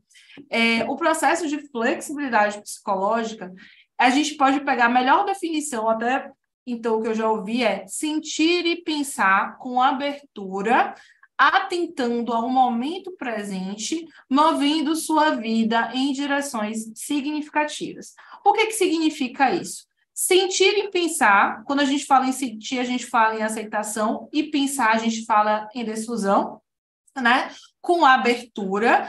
Abertura é ter uma atitude aberta, uma atitude curiosa sobre os próprios pensamentos, sobre os próprios sentimentos, entendendo que esses sentimentos nos levam muitas vezes a direções importantes para a gente, tá? Atentando ao momento presente, ou seja, atenção flexível ao momento presente, entendendo que a nossa atenção ela vai para frente e vai para trás, entendendo que o que a gente depende muito mais do contexto, né, do como a gente se sente, o que é que a gente define, né, e movendo a minha vida ou a sua vida em direções significativas, fazendo comportamentos que levem a gente a ter uma vida baseada em valores e no que é importante, direcionado no que é importante para a gente, tá bom? Então, na ACT, a gente tem o Hexaflex, ele pode ser dividido também entre esses 3 pilares, como uma forma de trabalhar estilos de resposta do nosso paciente, tá? Mas esse é o Hexaflex, não tem nada demais nele, né? Não é nada difícil, assim. Eu entendo que a ACT, ela tem uma proposta, né? Assim, tem uma parte teórica bem densa mesmo, eu estou tentando, assim, resumir o máximo possível para vocês, trazer o mais prático possível, porque eu entendo, né, que é uma super série sobre intervenções aqui, não necessariamente sobre a parte teórica, mas eu estou tentando fazer de tudo de uma forma mais prática aqui, tá? Esse é o Hexaflex. Deixa eu parar, interromper aqui o compartilhamento. Tá? E vamos continuar para algo que é importante. Quando eu penso, gente, nos outros pontos, né? Nos outros objetivos, né, que eu queria falar aqui, deixa eu ver aqui. Eu acho que não tá. Não, tá. Só um minutinho. Pronto. Não, voltou para o Hexaflex. É daí que eu volto. Então, quando a gente pensa, né, qual a proposta da ACT, por que ela é diferente, né, das outras terapias, por que a ACT é tão inovadora assim, né? Muitas pessoas me perguntam como a ACT vê esses processos de inflexibilidade, como é que a gente vai mobilizar eles na clínica. Se tem um protocolo específico, um manual específico, se tem, por exemplo, uma metáfora específica que eu mobilizo tal coisa, né? Uma técnica específica que eu mobilizo uma outra coisa. E, na verdade, existem intervenções e tipos de intervenções que são, sim, preferíveis, né? Algum processo ou outro, mas não existe uma obrigatoriedade. Tipo, na ansiedade, a gente faz a respiração diafragmática. Não necessariamente existe isso. A comunidade ACT, né, ela propõe, inclusive, que para que não fique uma abordagem manualizada, uma terapia protocolada, sem criatividade, né, sem inflexível, principalmente quando a gente pensa no contexto que aquele paciente vem, né, muitas vezes existe ACT em todo mundo, né? Então, um paciente norte-americano é muito diferente de um paciente brasileiro, que é muito diferente de um paciente japonês, que é muito diferente de um paciente europeu. Então, a gente entende que a gente vai ter um jeito próprio dentro dessas premissas, né? Mas que a gente vai poder atuar aí com mais flexibilidade do que, por exemplo, num protocolo. No protocolo há espaço para flexibilidade? Alguns há, sim, né? Alguma abertura. Mas quando a gente pensa nessas premissas da ACT, a gente vê, né, que você não precisa se apegar ali a um protocolo se você entender como a ACT funciona, como é o processo de formulação de caso. Eu tirei o Hexaflex, mas eu quero colocar aqui, de novo, porque eu esqueci de fazer eu queria fazer uma observação aqui para vocês. Eu pensei aqui numa ideia, né, da gente estar falando desses 6 processos, no caso da Lana, tanto de flexibilidade quanto de inflexibilidade, enquanto eu converso um pouquinho sobre cada um, tá? E aí, para ficar mais didático, eu vou abrir o Hexaflex novamente. Deixa eu abrir aqui, deixa eu voltar.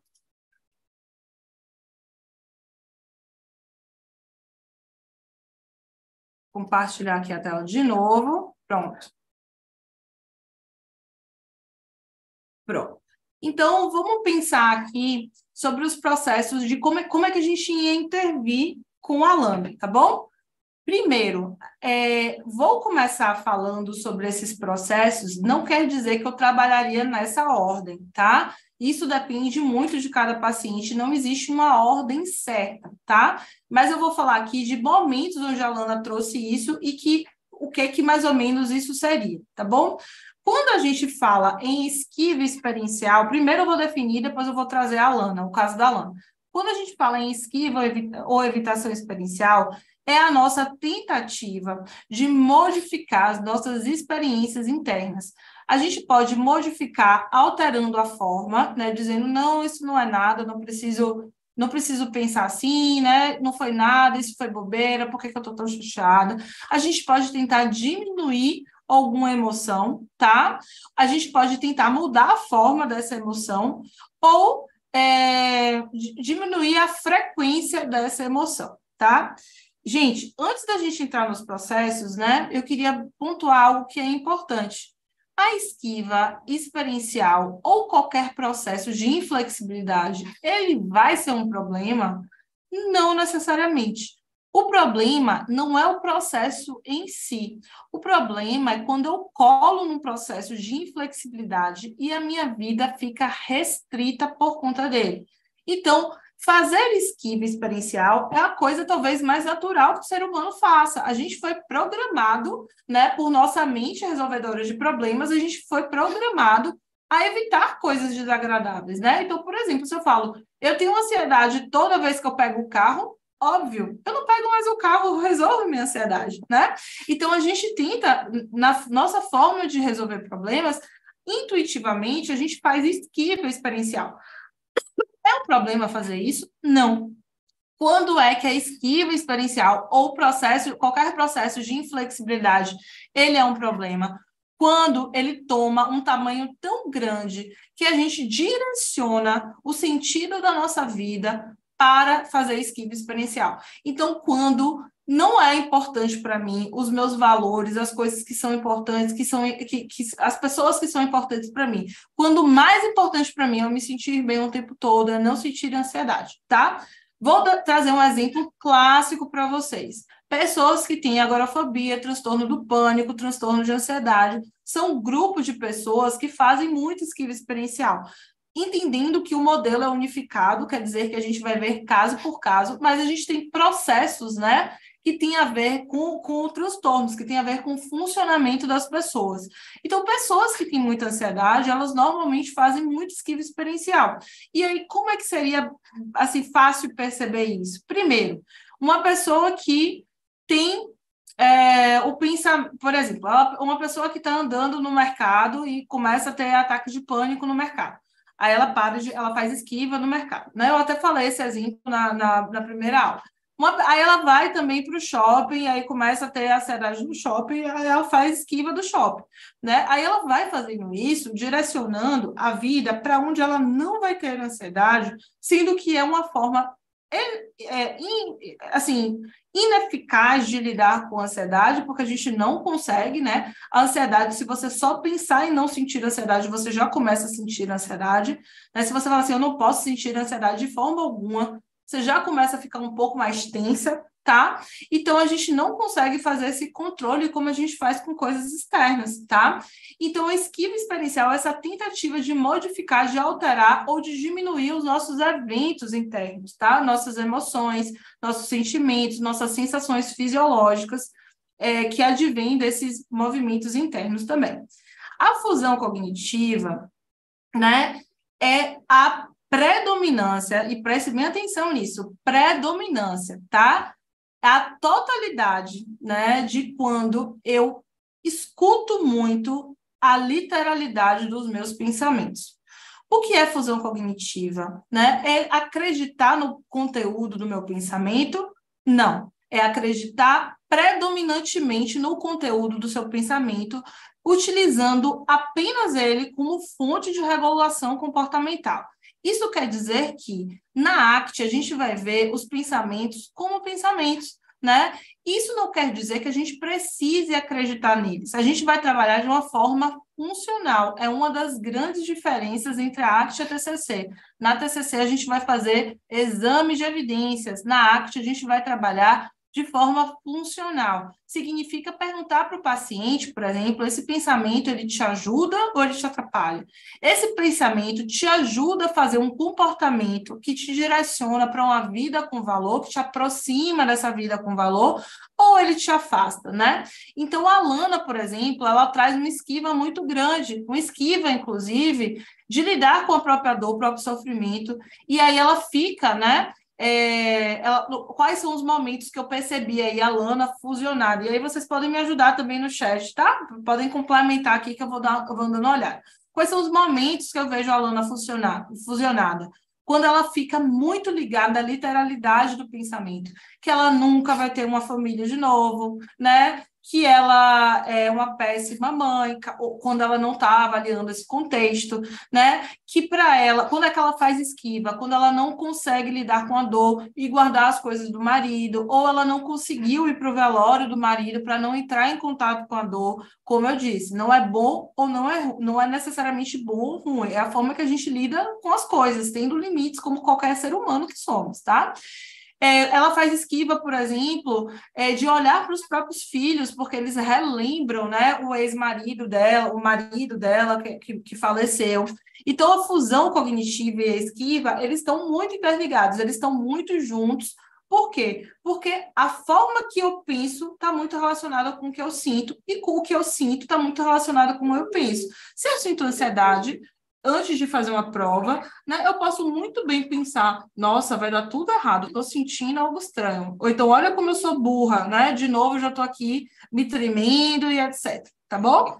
E a fusão cognitiva e a esquiva vêm muito coladinhas, elas vêm juntas, tá bom?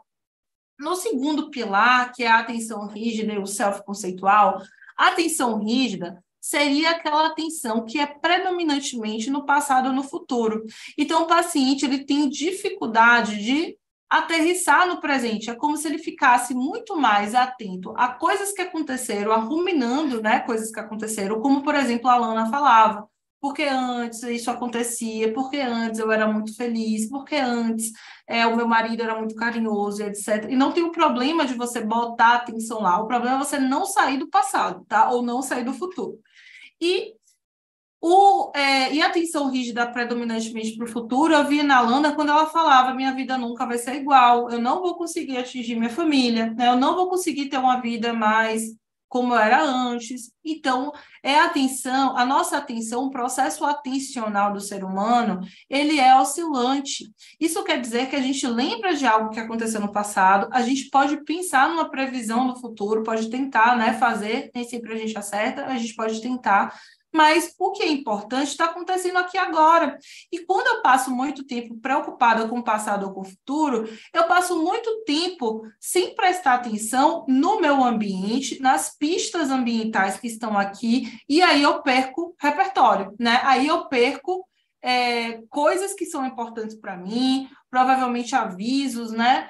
Momentos com pessoas que são importantes para mim. Ou seja, eu baixo o meu repertório porque eu não vivo uma vida no presente, eu vivo uma vida imaginativa, tá? No passado ou no futuro, que não existem porque só temos o aqui e agora no momento, tá?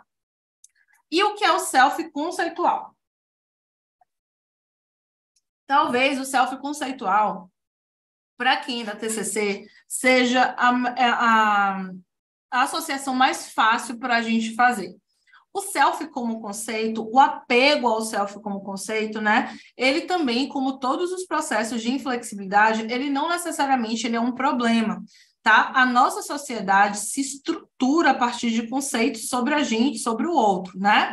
Então, por exemplo, eu falo, eu sou Josi, eu sou mulher, eu sou adulta, eu sou psicóloga, né? E isso tudo são conceitos. Se eu sou casada, solteira, é um conceito, e me vem uma postura social diferente, né? Se eu sou mulher, eu ajo de uma forma, se eu sou homem, eu ajo de outra forma, se eu sou psicóloga, eu ajo de uma forma, se eu sou médica ou se eu não sou nada, sou desempregada, não tenho profissão, eu ajo de outra forma. Então, os nossos conceitos, eles determinam coisas que são arbitrárias na nossa sociedade, tá? Então, isso vai mudando, claro, de cada sociedade, que algumas coisas são valorizadas e outras não são tão valorizadas, tá bom? Então, o que é o apego ao self conceitual? É exatamente o apego a esse conceito. Seria muito parecido com a ideia mais absolutista de uma crença nuclear, como a gente tem na TCC. Então, o self conceitual é aquela pessoa que não consegue desgrudar de um self, de uma autoimagem, né? Não necessariamente, desculpe, não é uma autoimagem, é de uma autopercepção, de um autoconceito, e não consegue, por exemplo, estabelecer relações desse conceito com o contexto. Então, por exemplo, a Alana, quando estava em sofrimento, ela falava assim: eu sou uma péssima mãe, né? Na dor dela, ela não consegue, por exemplo, entender que antes ela era uma ótima mãe, porque ela estava fazendo comportamentos, ela estava tendo comportamentos que valorizavam a relação dela com os filhos, e agora, a partir de um adoecimento, a partir de uma tristeza profunda, de um luto, de um contexto que mudou, de um contexto difícil, ela começou a se comportar diferente, né? Essa interação com o contexto dela passou a fazer com que ela pensasse sobre si mesma como uma péssima mãe. Mas se a gente estabelece novamente comportamentos, né, parecidos com aqueles quando ela se achava uma boa mãe, provavelmente ela comece a se achar uma boa mãe de novo, ou pelo menos uma mãe melhor. Então, o apego ao self conceitual, ele nos impede de ver que quem a gente é hoje, tá? E o que a gente pensa sobre o que a gente é, principalmente, esse autoconceito sobre a gente mesmo, ele está muito relacionado com o contexto. Então, por exemplo, eu posso me sentir muito ineficaz, fracassada, se você, por exemplo, me botar para fazer uma prova de alemão. Eu não sei falar duas palavras em alemão, tá? E nem pretendo aprender, assim, não tenho essa ambição na vida, né? Talvez um dia, mas hoje não, apesar de eu adorar aprender línguas. Mas eu não, por exemplo, se você for me comparar, se eu fosse hoje para a Alemanha, morar na Alemanha, sem conhecer, achar talvez a pessoa mais incompetente, mais burra, mais fracassada, porque eu não sei falar nada, não ia conseguir nem me comunicar. Mas, por exemplo, se você fala: Josi, e se o seu próprio conceito, né? como é que seria o seu conceito sobre sucesso e fracasso se você, por exemplo, estivesse onde você está hoje? Né? Eu consigo entender que nesse contexto atual eu consigo ser uma boa profissional, eu consigo ser tal e tal coisa, eu posso melhorar algumas coisas, mas eu não tenho esse apego ao conceito, tá? E o autoconceito, esse apego ao próprio conceito, ele é ruim, mesmo quando a gente tem um conceito, um apego a um conceito positivo, tá? Então, eu vou dar 2 exemplos para vocês que eu gosto muito de dar aos meus pacientes. O primeiro exemplo é quando eu tenho um conceito de eu sou ansiosa, né? Para quem me conhece, sabe que muitas vezes eu sou um pouco ansiosa, né? Eu já tive problemas graves em lidar com a ansiedade, né? Eu já tive dificuldades, né? Tentando controlar minha ansiedade, até perceber que o meu comportamento não estava me ajudando muito, né? E hoje eu lido com minha ansiedade tentando aceitar as sensações indesejáveis que ela me traz, tentando entender por que ela aparece, tentando com curiosidade, entender o que é que ela significa para mim, sobre os meus valores, por que é que ela aparece em alguns momentos específicos, qual a forma que ela aparece, mas por muito tempo eu me defini como uma pessoa ansiosa, né?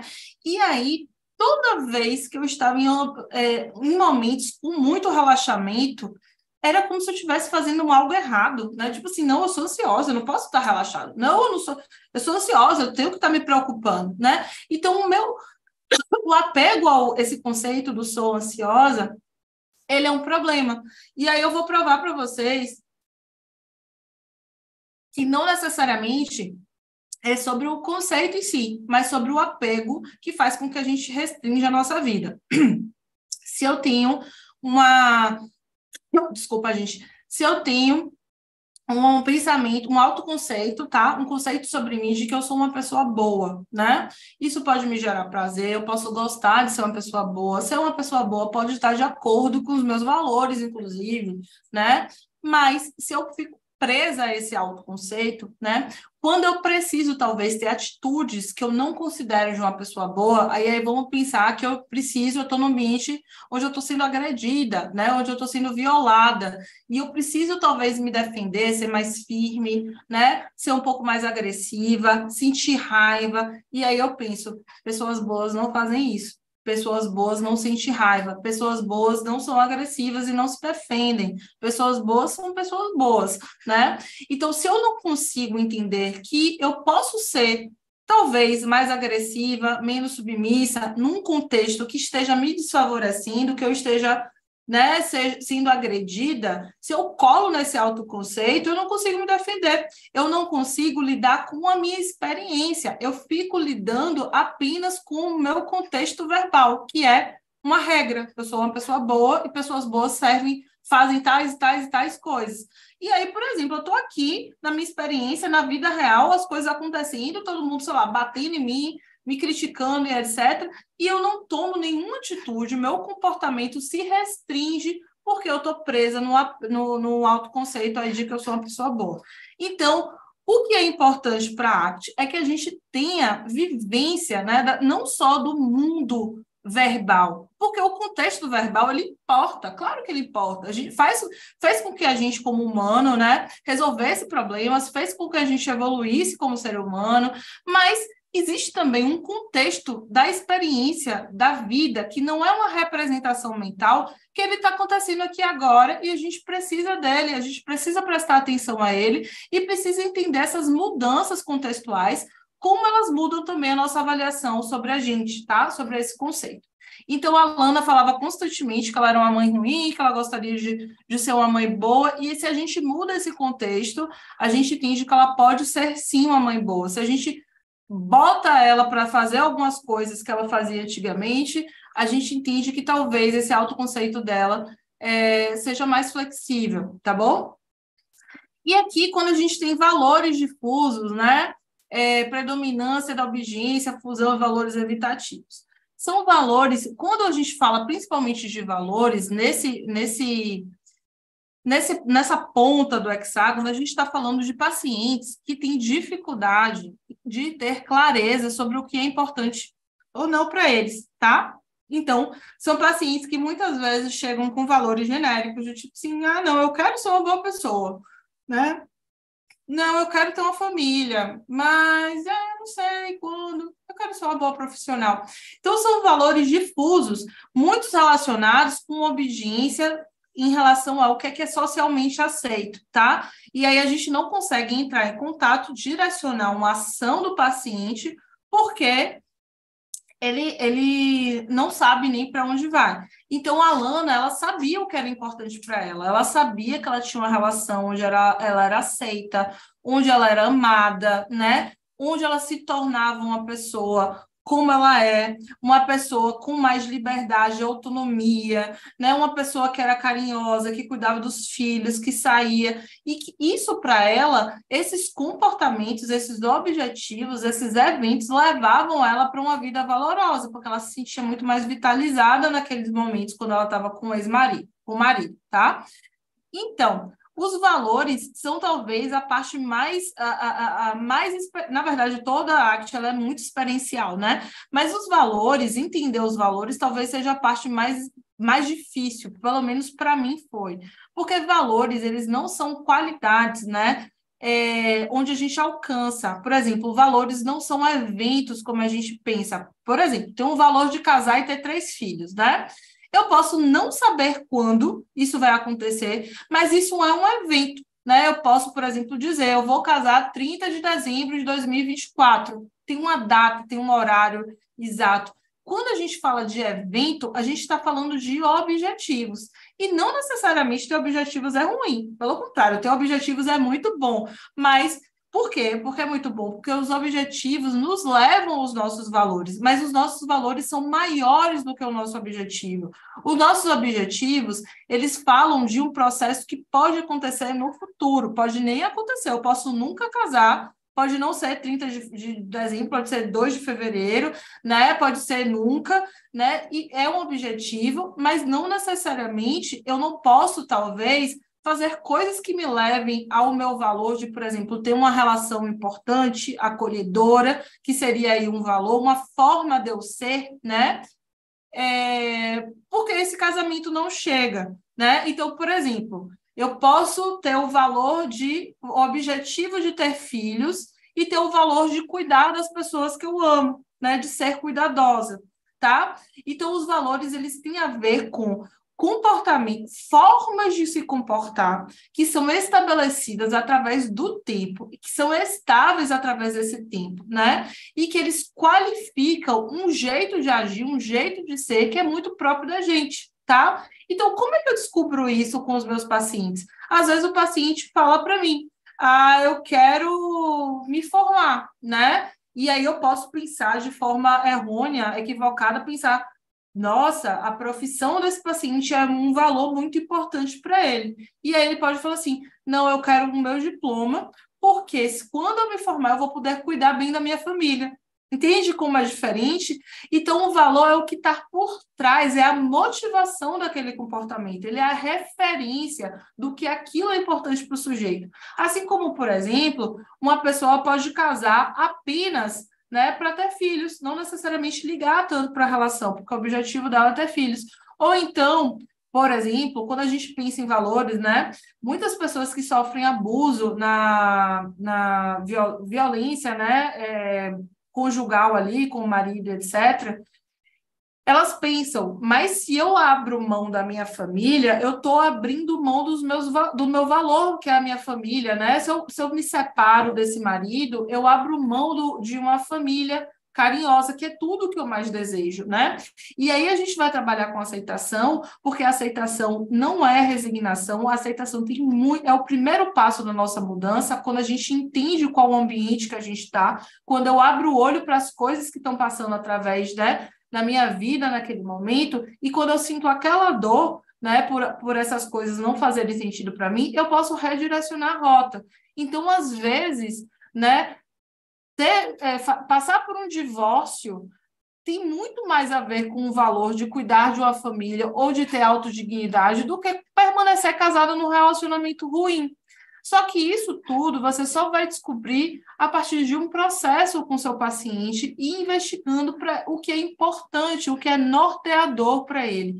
Qual é o estilo, qual é o jeito de fazer as coisas, né? Qual é a referência que faz com que o seu paciente entenda o que é importante ou não para ele, tá? E a gente vê muito isso em duas vertentes na terapia. Primeiro, quando o paciente está muito engajado em algo, como a gente chama, né, de modo adaptativo na TCC, o paciente está lá feliz, olho brilhando, muito empolgado, né? Tipo eu agora dando essa aula aqui hoje para vocês, né? Que estava super cansada, mas agora eu estou ótima, tá? Nem estou percebendo nada de cansaço, então a gente entende que eu estou próximo ali de algo que é importante para mim, eu estou num comportamento que me fala sobre algo que é importante para mim, e aí o que vai ser importante para mim vai ser subjetivo, mas eu já cheguei ali no comportamento, tá? Ou quando, por exemplo, eu estou muito indignada, quando eu estou muito injustiçada, né? E aí, quando eu penso, não acredito que fulano fez isso comigo, que ele me enganou, que ele mentiu, porque talvez um dos valores ali seja falar a verdade, seja honestidade, ser ter relações honestas e valorosas para mim, tá? Então, isso não é necessariamente um passo a passo, mas são estratégias que a gente utiliza para identificar os valores dos nossos pacientes, tá bom?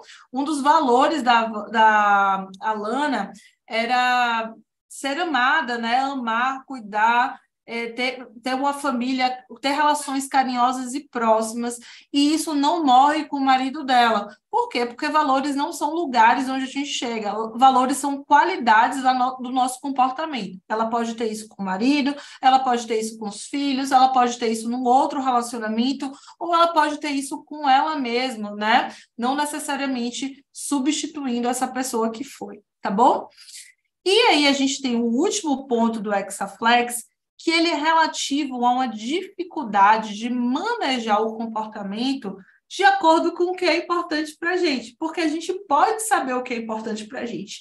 Isso não quer dizer que a gente utiliza estratégias efetivas que nos levam a esse valor. Então, essas duas estratégias aqui, esses dois pilares de valores e comportamento, ação comprometida, eles também estão associados em pilares, porque eles são muito próximos, muito parecidos. A gente entende que não vale a pena só, não ajuda tanto apenas a entender os valores. A gente precisa fazer com que o nosso paciente chegue lá.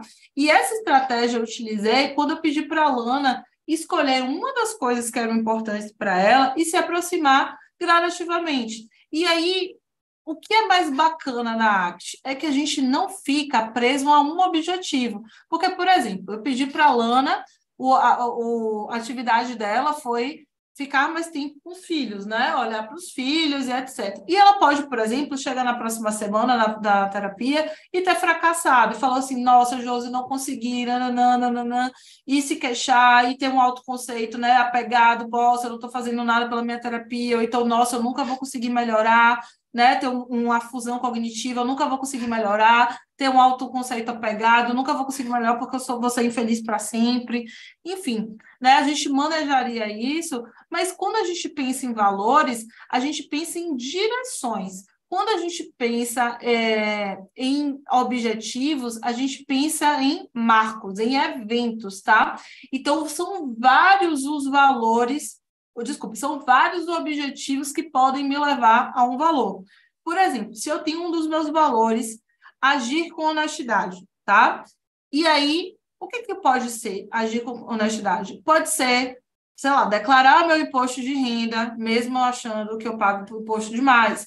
Pode ser devolver o troco que veio errado. Pode ser falar a verdade quando me perguntam alguma coisa, né? Então, quando eu valorizo uma qualidade de comportamento, eu não fico presa a um objetivo. Outro objetivo, eu posso ter sido grossa em algum momento, né? Posso ter sido muito objetiva e direta, mas eu posso ter um valor de ser amorosa, né? De amorosidade, uma forma de ser, né? Que eu me conecto, que eu gosto. Então, por exemplo, eu posso ter um dia, né? Ou 2 dias falado, brigado com alguém, mas eu mesmo assim valorizar muito relações onde eu consiga ser pessoas, né, com que eu consiga ser amorosa, né, quando eu consigo ser carinhosa. Então, são formas de a gente se comportar, que são os valores, e a ação comprometida são as ações que nos aproximam desses valores, sabendo que a gente nunca chega a esses valores, porque eles não são um evento em si, eles são direções, tá? Então, com a Lana, a gente faria exatamente isso. Deixa eu interromper aqui o compartilhamento.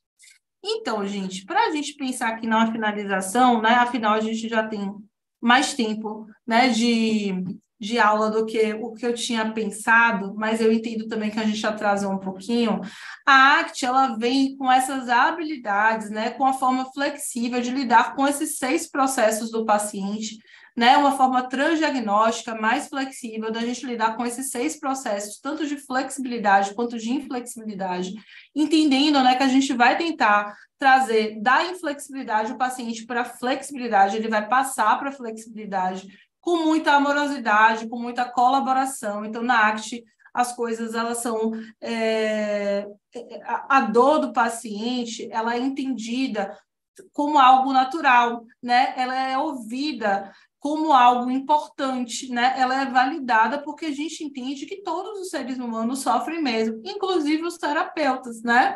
Então, quem nunca, por exemplo, chegou na frente de um paciente e ficou ansioso ou estava lá com uma sensação de quero evitar esse paciente porque ele me traz um sentimento que eu não gosto. Enfim, a gente lida com as emoções de forma, né, colaborativa com o nosso paciente, acolhedora com o nosso paciente, entendendo que a gente sente coisas mesmo, muitas vezes agradáveis que a gente não quer. Mas o que importa, o que define uma vida valorosa, não necessariamente é o que eu sinto, o que eu penso, mas o que eu faço com isso, tá? Então, se eu consigo propor para o meu paciente alguma abertura, alguma presença, para que ele se engaje em comportamentos que levem ele para uma vida mais valorosa, que direcionem ele para essa vida, não importa tanto o que é que acontece na vida dele. Claro que importa, né? O contexto é importante.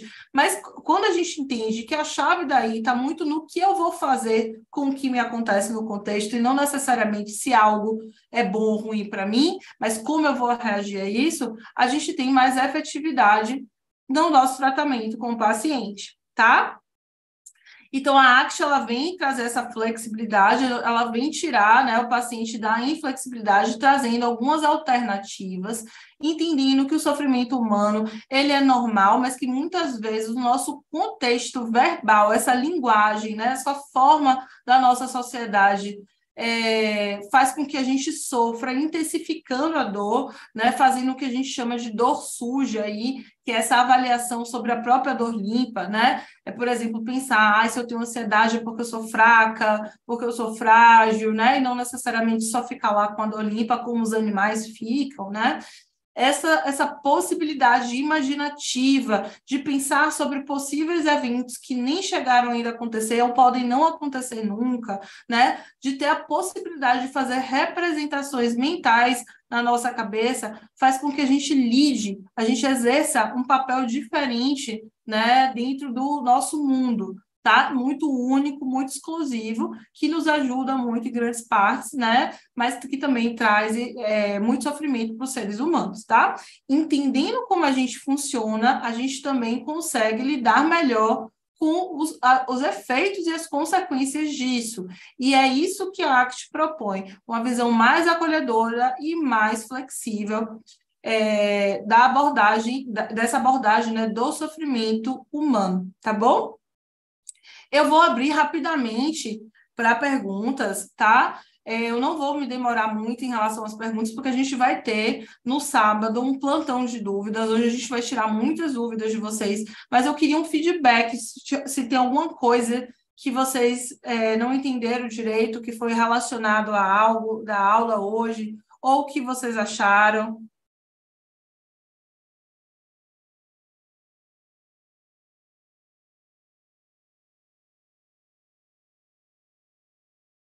Fiz uma terapia aqui com a ACT, que aula, explico tudo de forma tão simples, tudo ok.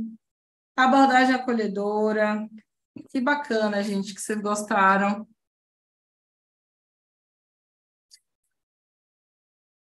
Vocês entendem por que que a gente chama a ACT de transdiagnóstico, porque a gente não volta, né, no sintoma ali, né? A gente fica mais atento ao processo do que a Lana faz, né? Do que é que ela se esquiva, qual é a emoção que está por trás, qual é o comportamento, se esse comportamento leva ou não aos valores. A gente dança ali dentro do Hexaflex, né? Entendendo quais são os processos subjacentes, tanto os mecanismos de sofrimento quanto possibilidades, estratégias para a gente utilizar ali com a Alan, tá? Que bom que vocês gostaram, gente. Então, eu vou finalizar a aula de hoje, tá? Muito obrigada pela participação ao vivo aqui de vocês. Muito obrigada por terem ficado aqui comigo até o final, né? Eu imagino que tenha sido muito conteúdo, né? É pouco tempo para a gente falar tudo de uma abordagem, para fazer roleplay, para mostrar plano de tratamento, formulação de caso, mas espero que tenha ajudado vocês de alguma forma. E a gente se vê no plantão de dúvidas aí que a gente vai ter no sábado, tá bom? Anotem as dúvidas de vocês e aí vocês vão ter aí um momento para mim, né, comigo e com a Lu, para a gente tirar essas dúvidas, porque a intenção aqui, o objetivo é deixar vocês bem craques aí nas intervenções transdiagnósticas, tá bom? Um beijo grande.